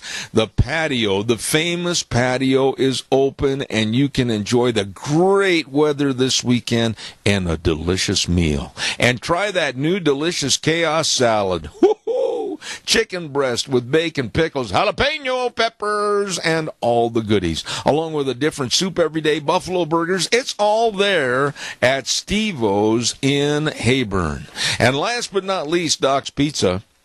514 6th Street in Rupert, and they've been voted the best pizza in the Mini-Cassia area again for 2017. And they got a brand new pizza. It's called the dessert pizza. Woo! Oreo cookie drizzle pizza. You're going to love it. And they just absolutely have all kinds of delicious pizza, the subs, the soups, the salads, and more at Doc's Pizza. 514 6th Street in Rupert. And those are some great places to go if you're hungry and starving to death. Well, I am. Thank you. And right now, I'm going to gnaw on this microphone as we listen to CBS News for the next couple of minutes, and I'll be back at 10:06. Don't go away. Zeb at the Ranch. Oh, my goodness sakes, here we go, cruising into the last hour of Zeb at the Ranch on a Thursday with our major sponsor, your Magic Valley Les Schwab Tire Centers, all 7 locations serving you. And, of course, some of our great advertisers like Western Waste Services, always at your disposal. Call 734-6969. And in just a very few minutes, we're going to have Cassia County School Days. But before we do, I want to remind you that Ag Express is looking for drivers. Yep, they are. All you have to do is call Dale and Paul at 438-8886, Allen in Twin Falls, 731-2495, and Russ in Burley at 431-7175. They're looking for drivers, full and part-time positions, and retired folks. Listen up, retired folks. You're welcome to apply. They'll work around your schedule 2 or 3 days a week, whatever works best for you. And you're home every night. New and maintained equipment, vacation schedules, benefits, benefit programs, 401k plans. Ho, ho, ho. You better call today. Ag Express is looking for drivers. Ag Express is looking for you. You know, I was thumbing through a magazine, a little bitty old magazine that came in the mail the other day, and it had a page in this magazine that said, saving tricks that can work for you. And I was interested because I'm always interested in how to save a few dollars here and there. Well, the one was begin saving 5 cents on the first day, a nickel, and increase the amount you set aside by a nickel each day, like a dime, then 15 cents, and so on for an entire year. And the most you'll put aside is $18.25 on day 365, but by then, starting on January 1st and going all the way to December 31st, amazingly, you would have saved $3,339.75 by saving that first nickel on that first day. Here's another one. And this is for all the ladies out there that like the coupons at the grocery store. Each time you use a coupon, put the amount you save on the coupon in the bank. If you don't like using coupons, well, you can do the same thing if you belong to a supermarket's loyalty program. When you get a tally at the register of how much you saved, set aside that amount for savings and either go home, put it in the bank, put it in a great big piggy bank, whatever, and look at the money you'll save during the course of a year. Just a couple of saving tricks that all of us could use. Might save you a lot of money. Right now it's time for Cache County School Days, and we're very blessed to have two sponsors of that program. One, A Child's World at 1308 Overland Avenue in Burley for all the baby gifts, all the birthday presents, all the children's furniture, the cribs, the changers, everything. It's all there at A Child's World, 1308 Overland Avenue in Burley. And also our thanks go out to the Ambulatory Surgery Center at 1344 Highland Avenue in Burley for your outpatient surgeries, and they can save you a lot of money. Call them and find out more. 677-8888. That number again, 677-8888. Ambulatory Surgery Center and A Child's World, bringing you school days in Cache County. And right now on the telephone, the vice principal at Burley High School, Andrew Ray. Good morning, Andrew. How are you? Good morning, Zeb. I'm great. How are you? What's going on in your world of summer vacation? I'm sure you're playing 18 holes of golf every morning, swimming in the afternoon, and planning a trip to Tahiti, right? Absolutely. Fishing, hiking, doing whatever I can to get into the outdoors. I don't blame you. You got to have a little time for yourself. Listen, what's this about how you're trying to get students more interested and, quite frankly, paying attention to what's going to happen in their life after high school? Yeah, absolutely. We at Burley High School this summer are putting together a plan that is going to roll out some new online courses that are going to fit the interests and the needs of our students. As you know, Zeb, and as everybody knows, technology is where it's at with our kids now, and they get interactive, they get engaged, there's a lot more opportunities, and especially as they go on into college and some of their careers, they're going to need the skills that they'll gain through these online courses. And so for the first time ever, we're going to roll out a course for our freshman class that will be totally online. It'll be totally optional this first year. And the hope is that we start to roll this ball forward, and by the time they're seniors, they've had several opportunities in these online learning environments. And hopefully that will help them, like I said, later on in colleges and careers. Let me ask you some really naive questions about this, Andrew. But are all the freshmen going to be able to take these optional courses? Are all students going to be sitting down, reading and understanding and observing these classes? Who qualifies? Yeah, absolutely. Great question.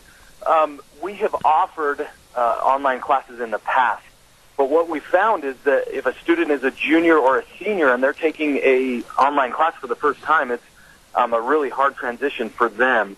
And we've seen some fairly hard failure rates on those. And so what we're going to do is we are going to take our freshman class, and I believe this year we're going to open up 2 sections, which is 30 students apiece. So it'll only be 60 students available, and it'll just be kind of a first-come, first-served basis. 2 of these freshmen that want to get into this class and start their online learning experience this year, they can. It's a semester-long class, so it won't be full year, and they'll just get a taste of what it's like to be in an online class. And the first class that's offered is called Pathways to Success, and it teaches them how to study. It gives them soft skills like time management and communication skills, talks to them about internet safety, gives them just a real good basis from several different areas, but it'll be in an online learning environment so they can get used to it and hopefully take some upper-level courses when they get into their junior and senior years. You know, what's the ultimate goal here, Andrew? Is it, and I don't mean to sound like I'm playing the devil's advocate, but I'll explain my motive in just a moment. But is it trying to get kids, to everybody that watches and learns through these courses, to go to college or a university? Are we pushing these kids too hard too soon? Answer that. Yeah, no, that, again, another great question. You know, one thing we've been told by some of our local companies, including McCain's and a couple of our mechanic shops, is that the training and the safety videos and the different things that they're doing as far as educating their employees is all online now. And they're struggling because a lot of the older workforce has never been in these online learning environments. And so, you know, you take a 40 or 50-year-old worker, say at McCain's or somewhere else, and you say, hey, I need you to do these safety courses to keep you up to date and keep you certified in the job you're in, and that individual says, I've never done that before. What does that look like? And so when we designed some of these courses, absolutely, it's going to be for those kids that are going to college, that are going to be studying whatever it might be. You know, Boise State last year, 45% of all credits at Boise State were online course credits. So almost half of all credits at Boise State were online. So yeah, we're feeding the needs of those college-bound students, but at the same time, those that are looking to go into careers, whatever it may be locally or statewide, we're preparing them for what they're going to see in the workforce as well in terms of upgrading their skills and certification. Well, let me ask you this question then. In accordance with the courses that are available to really brighten and widen their horizons for college, what about trade schools? Are you going to offer them courses or learning experiences or knowledge of where the best in trade schools are for like welding or electricians or whatever? Because right now, I know in the trades, there is a need for over 6 million jobs that are not being filled, and the money is up there starting at about $85,000 a year. The second year going to about $92,000. That's not bad. Absolutely. And yes, so the way that it works is Burley High School contracts with an organization through the state of Idaho, and there's several different ones, but the one we've chosen is Idaho Digital Learning Academy. And they provide the courses, they provide the teachers, and what we do is we just provide the space. So we'll open up a computer lab and have a young man or a young lady come in, log into her course, his or her course, and spend, you know, half hour, 45 minutes, whatever, working throughout the day on that course. IDLA started out 15 years ago with about 300 students and about 5 teachers. Currently, they have 28,000 students that attend this online high school, and they have over 400 instructors. And these are in all areas, of course, math, science, history, and English, but then they do provide welding courses, they provide engineering courses, they provide AutoCAD, they provide drafting courses. I mean, you name it, they provide that, and if they don't, they will find a course and an instructor to provide that course if you have enough students that want to do it. It's an amazing organization. I didn't realize how big it is, but they provide the whole spectrum of educational opportunities when it comes to class offerings. Does this increased awareness of the various college courses and or trade skills, etc., does this put a lot more pressure on your school's guidance counselor?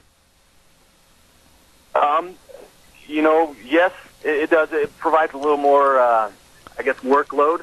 Because the way that it works is Idaho Digital Learning Academy is a standalone school. but they work through our counselors because obviously our counselors know our kids, they know our needs, they know what courses fit for our graduation requirements. And so, yes, there's a little bit more workload, but the benefit is, I believe, far outweighed that, and our counselors have been very appreciative of the opportunities that are available now for our students. Last year, I can't remember the numbers off the top of my head, but the 16-17 school year, we had about, the 15-16 school year, we had somewhere around 60 kids taking these courses. The 16-17 school year, we had over 200. So it is growing. The state, though, the nice thing is they're providing more funds for career and college counseling, so we actually hired a new counselor this year that came in and helped with a lot of that. And so the state realizes that need and is trying to help out with what they can. Let me ask you this question, and it might be a little bit off track of what we're discussing this morning, but how do you go about in high school as counselors or teachers of teaching these kids that when they're seniors, the minute that the door closes on the high school after the commencement ceremony, they're in a new world. They're in an unknown world, and they may be going to UCLA, they may be going to U of I, they might be going to Florida State, and holy moly, that's going to be a rude awakening for somebody from right here in rural Idaho. Right. One of the things that we are doing, obviously, right now with this online learning is we do know that UCLA and U of Idaho and Florida State or wherever they're going to encounter online learning. In fact, most freshman courses are being provided at least part-time, if not full-time, on the computer. So giving them those skills will help them ease that transition. As far as life skills and those soft skills we're talking about, I'm really pleased with what we've done at Burley High School with the senior projects. And we've gotten a lot of compliments from community members, community leaders about how we're doing our senior projects now. All seniors have to do it. It's a graduation requirement. There's a minimum of 15 hours required, but they've got to produce something, whether it be they weld a flatbed trailer or they create some sort of curriculum that they taught in the younger grades, whether it be about dental health or mental health, whatever it might be. This last year we had a young man that built something and did a great job presenting it to the committee, and the committee got done and he said, "Is there any questions?" And one of the gentlemen said, "Yes. What do you think about coming to work for me the day after you graduate?" And that young man received a job offer right there after just a 10-minute presentation because of the skills and the knowledge that he gained through that senior project. So it was kind of neat to see that. Real quick, we've only got about a minute and a half left, Andrew, but, in this world today, I think, and I'll say this from my opinion, tell me if I'm wrong, we have got to reinstill a feeling of you can succeed, you can use the talents that God gave you, you can be anything you want to be if you put forth a little bit of effort and a 3-letter word, try. Wouldn't you agree? Zeb, I absolutely agree. Our kids come out, and you're right, they hit that real world, and it's kind of overwhelming, and it's kind of, where do I go, what do I do? But, yeah, we need to instill that confidence and that drive and that motivation to go forward and just pick something, do something, and be good at it and work hard at it, and you'll be successful. You're interesting to have on the air, and you're a lot of fun to talk to. The vice principal at Burley High School, Andrew Ray. You got to promise me that after you get back from your 3-month hiatus of being in Tahiti, you'll come back on the air. Absolutely, Devin. Real quick, I want to say we had our job fair a couple months ago. You helped me with that. We're anticipating 30 to 40 people showing up. We had 250 people show up to our job fair, so I want to appreciate you for that conversation we had a couple months ago. You're welcome anytime here, my friend. Thank you. God bless, and you're doing a great job for Cassia County Schools. Thank you so much. Thanks, Ed. All right, sir. You can just feel the enthusiasm in his voice, and that's what I love about educators. I mean, man, when you hear, and we've had many men and women on this segment, and they're so excited that you can just feel them bubbling up. Oh, boy, we're going to get this started, and, boy, the kids are going to benefit from that. Man, that is great. Cassia County School Days, and a good guy right there, Andrew Ray, vice principal at Burley High School. Brought to you by, of course, our friends at A Child's World, 1308 Overland in Burley, and Ambulatory Surgery Center at 1344 Highland Avenue in Burley. Number to call, 677-8888. Oh, my. Let's see what else have we got cooking here at 10:30 this morning, we're going to kind of slow the pace down a little bit at 10:30, and we're going to be talking to a gentleman that I've known for many, many years up at Oakley, Robert Fellman, and he's going to be talking about that historic home tour up in Oakley. And, man, there are some beautiful homes and a lot of history right there in Oakley. We're going to be talking to him at 10:30 this morning. Right now, however, we're going to jump across the river, and we're going to head over to Ark Animal Hospital. And good morning to Dr. Bill Fulcher. How are you, my dear friend? He is. Give me 1 second, sir. All right. He's going to get on the line with us. He's probably standing there after he just got done working on a puppy dog or whatever, so we're going to just get him on the air. We haven't had a chance to have him on the air with us since they started their advertising, and we want to find out more. Yes, sir. Go ahead. Oh, he's ready for you. All right. Thank you, Wheels. Ladies and gentlemen, right now, Ark Animal Hospital at 750 21st Street in Heyburn, where they have the tagline, they have warm hearts for cold noses. Well, here's Dr. Bill. Good morning, sir. How are you? Good. How you doing, Zeb? Not too bad. What is it like a day in the life of a veterinarian at Ark Animal Hospital? Tell us everything that happens during a normal day at Ark Animal.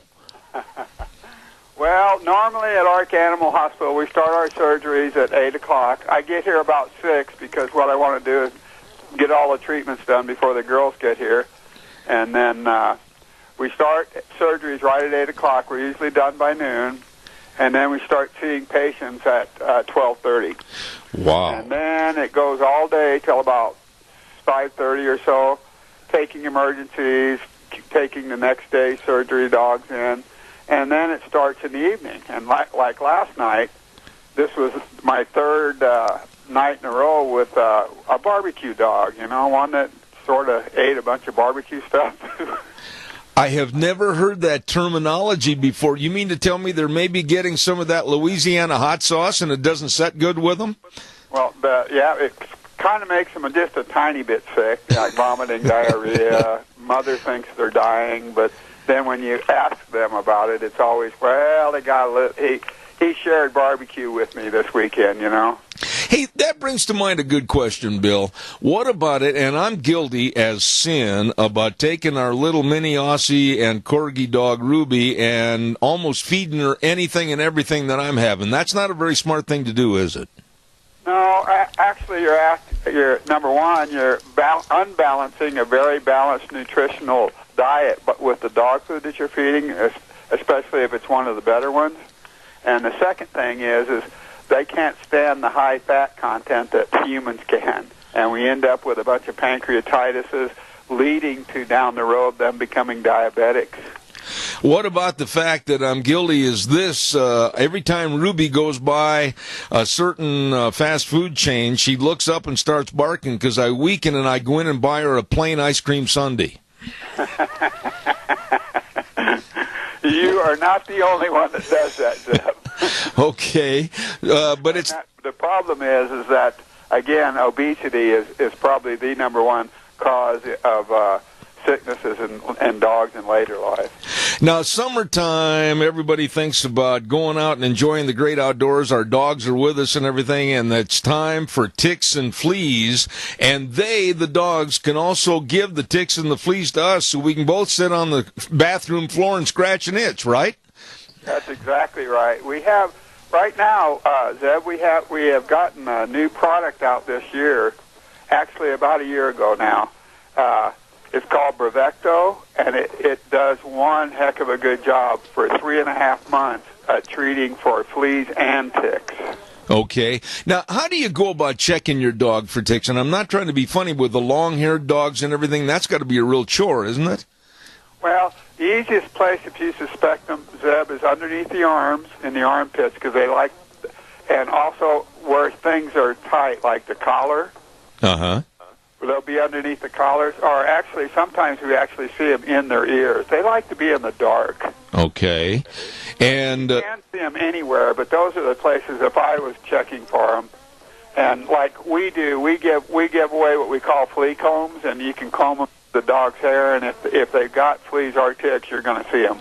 Okay, and real quick, I was putting on the air for quite an extended period of time to make sure to get your dogs and your puppies vaccinated for a deadly disease, parvovirus. Talk a little bit about that. Well, parvo used to be that we only saw it about 2 times a year, when the puppies hit about 3 to 4 months of age. Now we're seeing it almost year-round, because I think the puppies are being born year-round. But what happens is after we get a big episode of parvo, the word gets out that, hey, vaccinate your dog. So it's usually 6 months before people forget and we start seeing it again. Okay. Now, what happens with parvo is if you don't vaccinate your dogs at 2, 3, and 4 months of age, they are still fully susceptible to parvo. A lot of people think that, well, I got my puppy his first shot and that's good. Well, no. Maternal antibodies a lot of times carry out, Zeb, and to about 16 weeks. And if you don't make sure you get at least one vaccination in at 16 weeks or better, then you're going to end up with a parvo dog. Okay. Real quick, Ark Animal Hospital, a mixed animal practice, and you have the tagline, meaning big or small, they love them all. You'll help any animal with animal health, won't you? Exactly.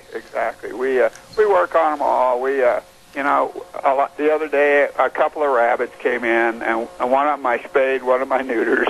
And we see, in fact, we see everything from sick chickens to horses, and everything in between.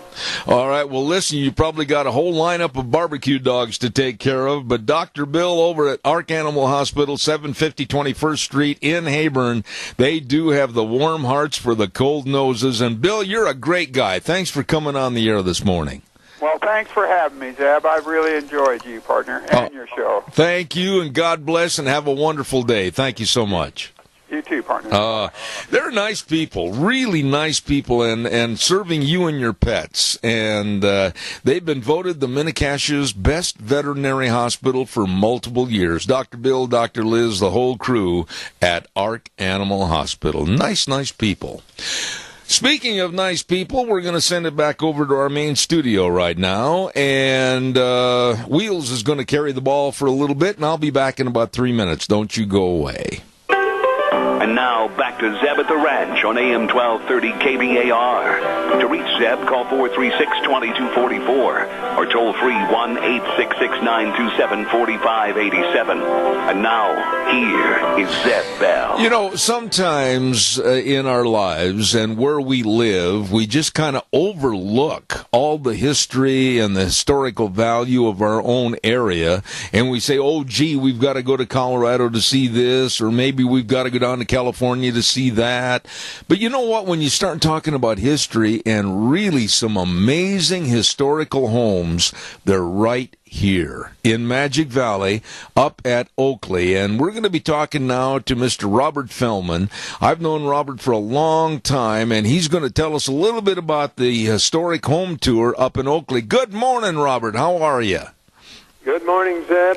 Thanks very much for having us on. You are just absolutely a wealth of information up there in the Oakley area. And give us a little background about the historic homes and how the historic home tour started. Yeah, surely be happy to. Actually, the home tour began over 40 years ago when Marge Woodhouse and Kent Hale got together. They wanted to highlight some of the beautiful old homes that were built in Oakley back during the 1880s and the early 1900s. And it's interesting that most of those homes were built before the settlement of the surrounding communities like Burley, Twin Falls, Kimberly, and so forth.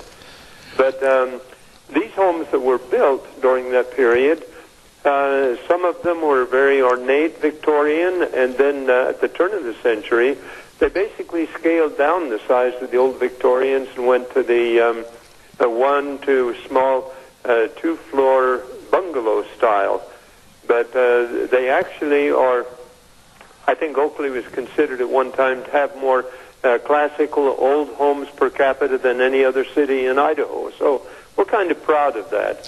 When you think, Robert, I could give you just a couple of notes on that maybe. The home tour actually will start on Saturday. Okay. And it will begin at the Old Opera House in Oakley. Tickets will be available from 9 until 1. The tour actually runs from 9 until 3. It's a self-guided tour, and you'll have maps and explanations and a information sheet concerning the homes that are on the tour. The tickets are $10 for adults, $5 for those under 12, and we would recommend that you give yourself ample time. It should take about 3 hours to complete the tour. I can give you a little bit of information as we go on concerning the homes that will be on the tour, but you know, you being a cowboy and you having the background of this area, you'd understand that the old Kelton to Boise stage line that came off from the Southern Pacific Railroad in 1869, when it came through this area, it lured some ranchers in, and actually from 1860 to 1878, we had probably 35 to 50 different families living from the Goose Creek Basin area to the Snake River, running large tracts of cattle. But really the settlement of Oakley began in about 1878 when Mormons discovered it from Grantsville and Tooele, and then they commenced to come in. By 1905, when Burley was established, Oakley already had 2,000 settlers in the city. So that gives you just a brief bird's eye look at it, Zeb. Well, Robert, what happened to Oakley itself? At one time, I heard that there were literally thousands of people living up there. What was the transition to move away from Oakley and go elsewhere to Magic Valley or other parts of the state? What caused the city to go on a smaller scale? There were a couple of things that hurt Oakley early on, but if you go back to the building of the Oakley Reservoir, which would have been one of the largest earth-filled dams in the world back in 1909 to 1912, that actually lured a lot of people here with the hope of having irrigable land. But they found out that it was only able to water about one half of the land that they had anticipated, and so many families moved out of the valley because of insufficient water. The other, another issue was the Vipont mine, which the old silver mine up Goose Creek employed a lot of people and gave a lot of hope to mining silver and precious metals. But when the silver price dropped in 1921, it was no longer feasible to operate the mine, and so the mine closed. And with that, of course, the miners and the mercantile activity went downhill in 21. The other thing that hurt Oakley, they had a big fire in the commercial district in the 20s, and that the buildings that were there were never really rebuilt because at that time Burley and the other communities along the Snake River were growing, and the anticipated road that would, the old Highway 30 that they anticipated could go from Twin Falls through Oakley, through the city of Roxon on to Utah, was actually then given the plan to go through Burley, Malta, Stravell, and on to Utah, bypassing Oakley. So Oakley became somewhat of a dead-end street, and people began to move then during the development of the Milner Dam, American Falls, and the Northern Project. They began to move out and to settle in Burley, Twin, and other areas, and Oakley's population then dropped by 1929. We were down to 1,000 people from 2,000 that we had in 1905. So we lost half the population, and the population has commenced to diminish. We have currently about 750 people that live in the city proper. Well, you know, the town of Oakley and the beautiful, absolutely stunning architecture of some of these buildings, many of which I have seen. And I want you to talk about them in just a minute, but I've got a question. You know, way back in the 1800s and the early 1900s, it must have been terribly expensive trying to freight in some of the products and materials for these homes. I mean, people had to spend a lot of money even at that time, did they not? They did, and as people come in and look at some of these old Victorian brick homes, they would say, wow, they must have had a lot of money at that time. But when they originally settled the valley, even the ranchers were living in log cabins, and they came in, and some of the families had to live in dugouts because they had to clear the area in order to plant their crops to have something to eat before they really could begin building a decent home. And, you know, we do have one home which is on the tour. Colleen and Joe Streitenberger bought an old stockade-style home. And there was, actually, they bought it for about $7,000. There was a good article in The Voice that described that. And the walls were stockade-style because they were easy to put up, and they were secure like an old fort. And then they went ahead on the inside, they lath and plastered, and they put shiplap lumber on the outside, and they had a house.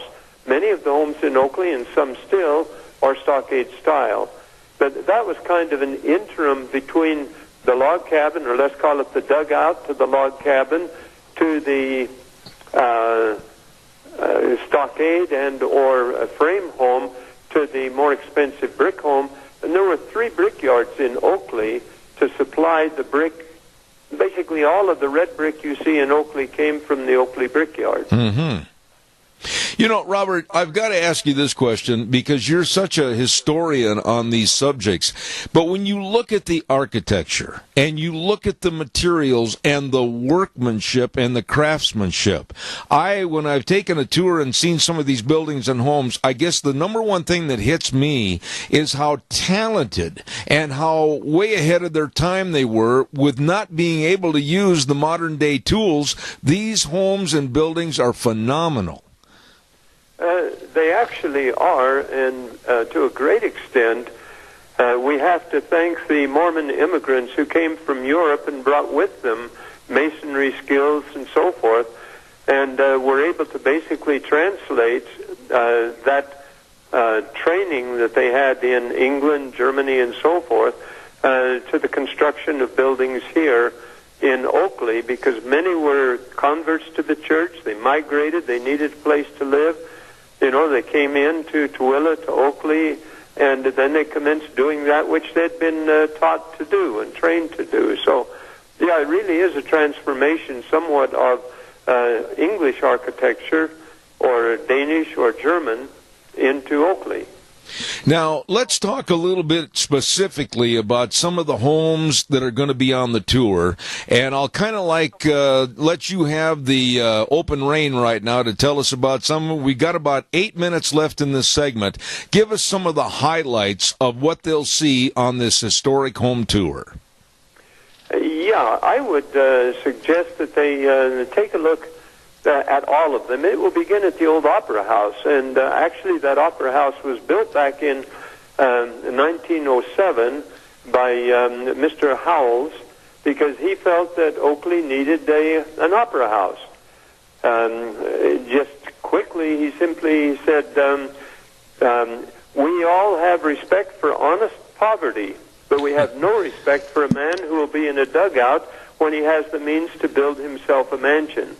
Nor can a community that will patronize a dilapidated old barn and call it an opera house when they have the means to build a real opera house.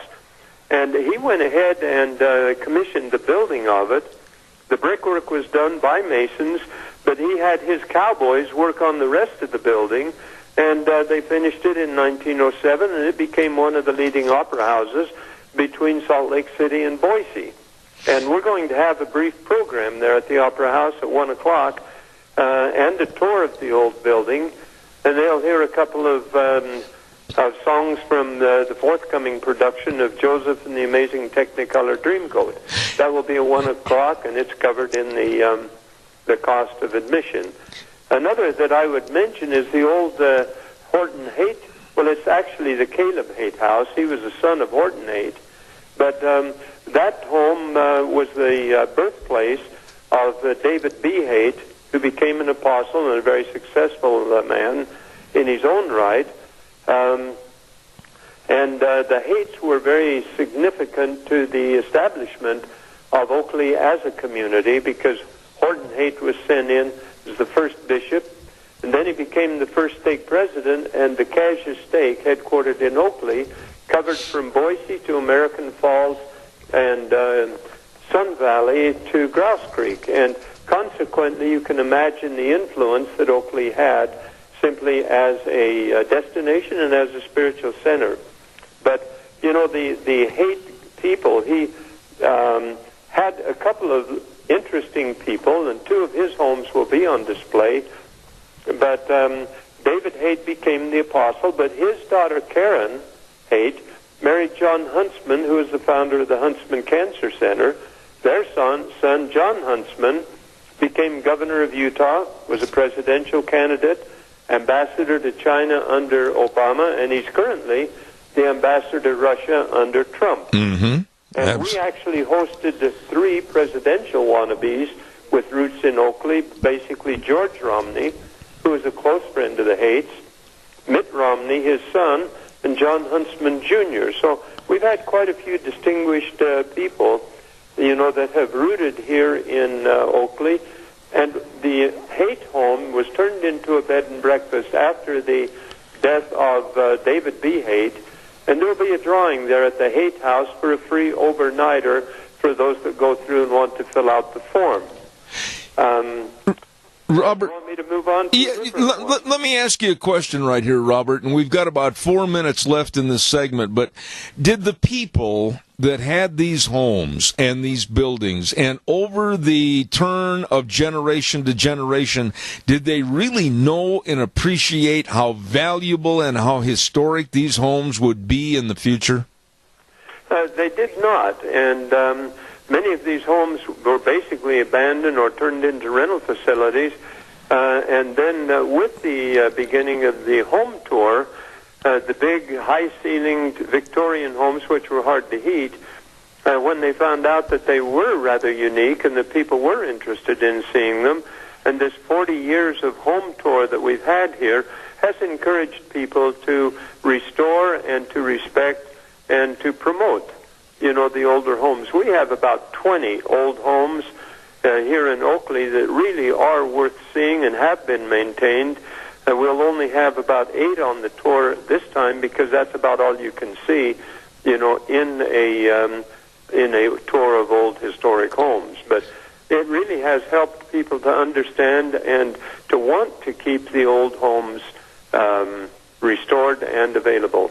What about your museum over there in Oakley, Robert? Spend just a couple of seconds here and tell us a little bit more about the museum, what it is, what it's trying to do, and the education factor of that museum. The first museum was set up by the Daughters of the Utah Pioneers, and gradually as they aged, they ran out of means to take care of their museum. And in 2000, a new museum was built by the Oakley Valley Historical Association, and we took over most of the artifacts of the Daughters of the Utah Pioneers, plus then we added in a lot of artifacts that people brought in. And what we do with the museum is we basically start when they come in, and we give them a tour through the museum, beginning basically back with the Shoshone period, where the Indians inhabited this valley, and Chief Pocatello was born up in Grouse Creek, but they ranged in this area all the way up to Chubbuck.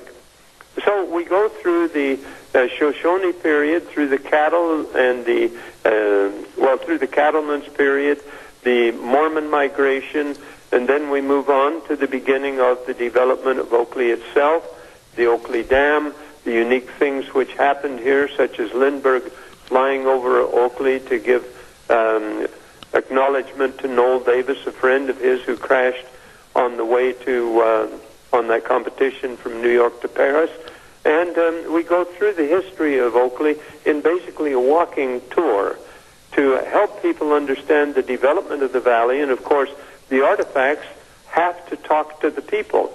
Otherwise, they're just another object. Oh, my. So they are all labeled, and we have docents there. And all of the proceeds out of the home tour are used to maintain the museum, which is totally voluntary, and it's admission-free and run basically by donations from the community and or from the people who come to the museum. I tell you what, you are a wealth of information. And now, Robert, what I'd like you to do is very clearly state again when the tour is, how do they get a part of it, and all the beautiful homes that are going to be on this tour. Quickly give us kind of a synopsis, if you would, please. Surely will. Start Saturday at 9 a.m. That's where you buy your tickets at the old Opera House. Signs are up so they can find it. Tickets, they will cease selling tickets about 1 o'clock when the little program at the Opera House takes place. It takes about 3 hours to go through the tour. The tickets are $10 for adults and $5 for those under 12. Some of the homes that you will see is the Old Rock School, which was built in 1893. And actually it served as a morgue for the two sheepherders that were killed in the Sheepman-Cattlemen's War because it was the coolest house in Oakley when they died. It's a fascinating building to look. It was restored. We go to the Jacob Daly House, which is still in family ownership. Solid stone walls. It took them 3 years to build it, dating 1898. They were part of the first settlers in the valley. Or we can look at that stockade house of Joe and Colleen Streitenbergers. I would suggest they go to Clark's for shopping because, you know, that was originally established as the old Oakley Co-op by George S. Grant, who was the brother-in-law of Heber J. Grant, but he was killed in a rabbit drive in 1885, and they reorganized it then, and the leading citizens took shares in it, and it became Zion's Cooperative Mercantile and Manufacturing Institution of Oakley, Idaho, or ZCMM&I, and it's one of the oldest. Well, Clark's bought it in the 40s.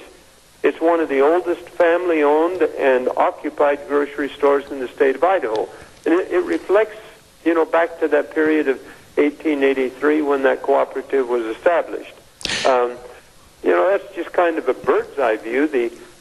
I don't know if you have more time, but the old dance hall in Marion, you know, down on the 600 West. Built in 1906. They held dances each week.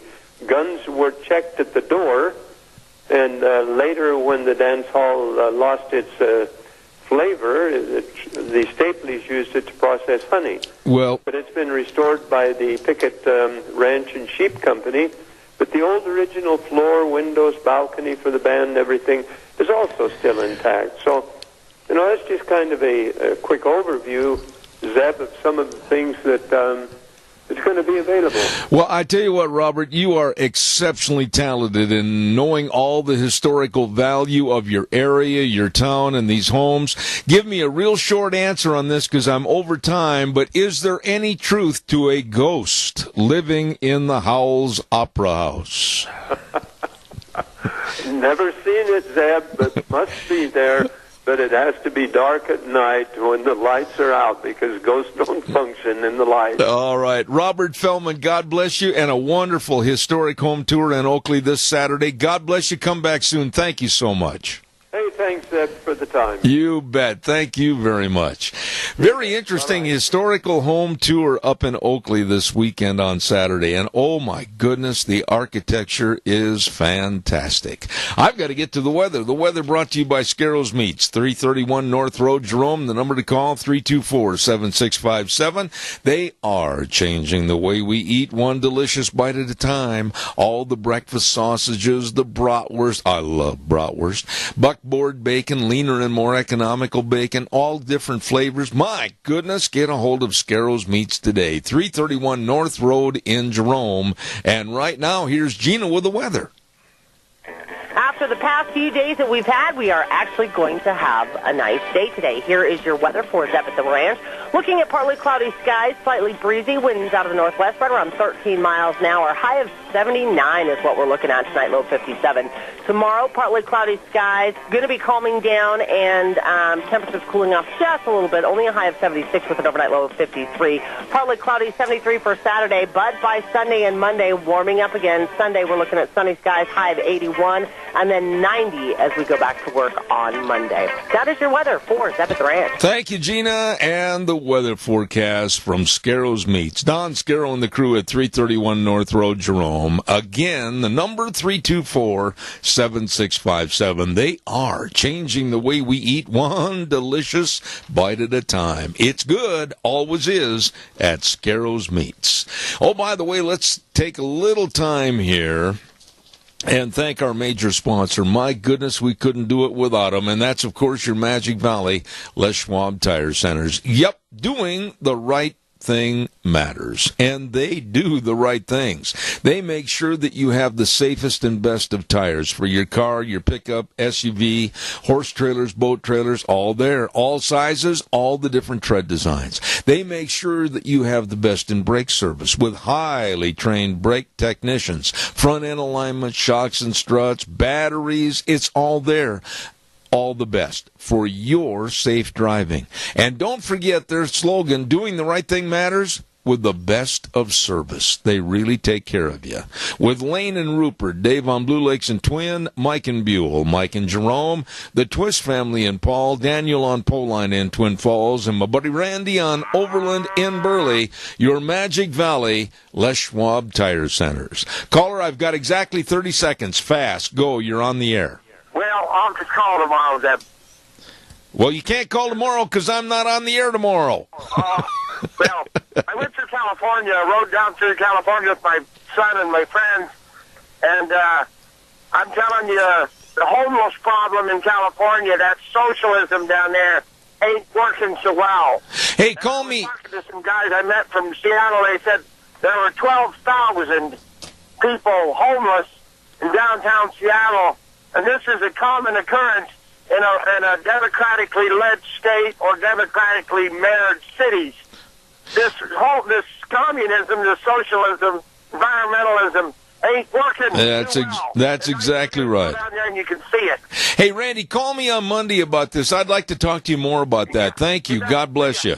We got to run, and which to me is an oxymoron. I've got to run. But anyway, we're going to be back on Monday at 8:06. We'll saddle the horse for 3 hours and ride from 8:06 to 11 o'clock right here on Zeb at the Ranch on K-Bar, 12:30 a.m., and then also streaming live all over the world on ZebBell.com. Remember these words. The way things were are the way things ought to be. God bless you and your family. See you Monday. Wheels, take care of yourself.